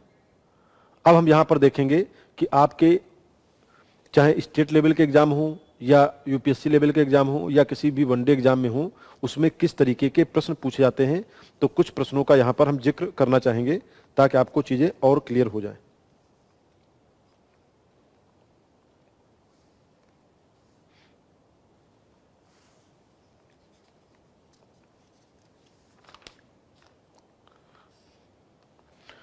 जैसे एक क्वेश्चन आपका पूछा गया है, यहां पे कुछ क्वेश्चन आप लोगों से पूछ लेते हैं।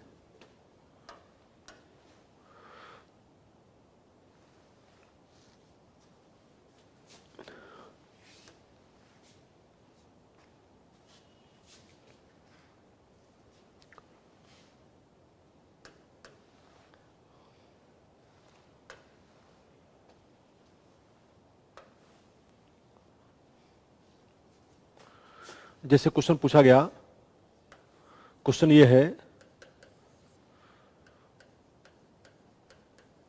विरूपाक्ष मंदिर कहां स्थित है? विरूपाक्ष मंदिर कहां पे स्थित है? और ऑप्शन है चिदंबरम, भद्रावती, मैसूर और हम्पी। तो इसका सही आंसर क्या हो जाएगा? हम्पी में स्थित है। तो इसका सही आंसर हो जाएगा हम्पी में स्थित है। या कई बार ऐसे क्वेश्चन आते हैं कि इनमें से कौन करेक्ट मैच है, राजरानी मंदिर कहां पे है, कंदरिया महादेव का मंदिर क्या है। तो एक तरफ मंदिरों के नाम बता देंगे और दूसरी तरफ उनकी लोकेशन बता देंगे कि कहां पर क्या स्थित है। तो एक तो आपके क्वेश्चन ऐसे आते हैं। कई बार आपके क्वेश्चन पूछ लिए जाते हैं चैत्य और बिहार से। जैसे यूपीएससी में 2017 में क्वेश्चन है, चैत्य और बिहार के संदर्भ में स्पष्टीकरण, सही कथन का स्पष्टीकरण करें। तो जब हम चैत्य और बिहार की बात करते हैं तो वहां पर कहते हैं कि बौद्ध पूजा स्थल जो होते हैं उनको चैत्य कहा गया और बाकियों को बिहार कहा जाता है। तो इस तरीके से कई क्वेश्चन आपके आ जाते हैं।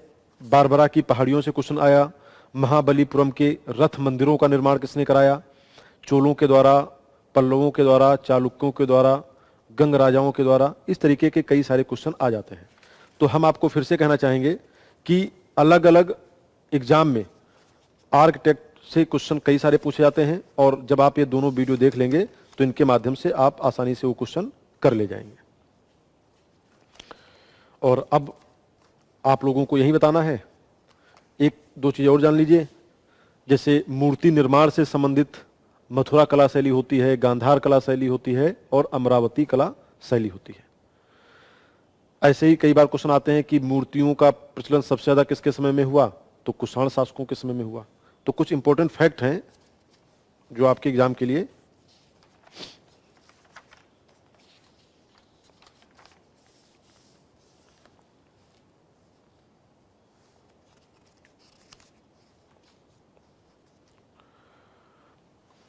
कुछ फैक्ट हैं इसी से जुड़े हुए। जैसे आजकल एक शब्द बहुत ही ज्यादा चर्चा में है, अमरावती। आपने एक नाम सुना होगा, इंपॉर्टेंट फैक्ट।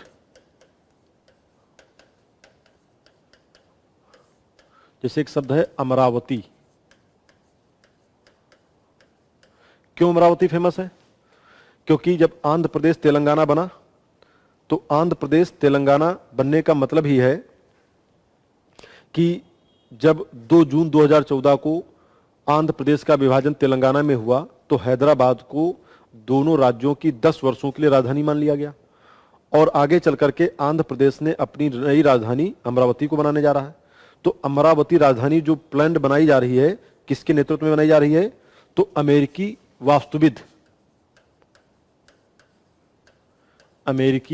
वास्तुविद फ्रैंक गैरी के नेतृत्व में, फ्रैंक गैरी के नेतृत्व में अमरावती का निर्माण कार्य शुरू है। तो इसका मतलब क्या है कि अमरावती जब से बिल्डिंग बनना शुरू हुई, जब ये 10 साल के बाद में बनकर तैयार हो जाएगी, तो इसके ये क्वेश्चन आपके यहां से आ जाते हैं। या नई दिल्ली में कनॉट प्लेस है, रॉबर्ट टूर रसेल के द्वारा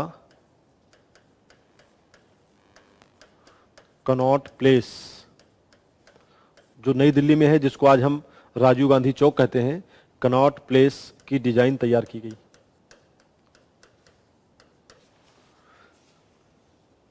इसके अलावा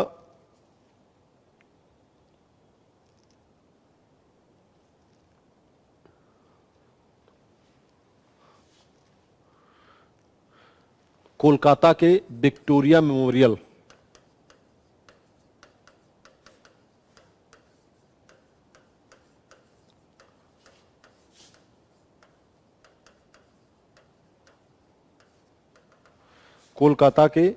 विक्टोरिया मेमोरियल को विलियम इमर्सन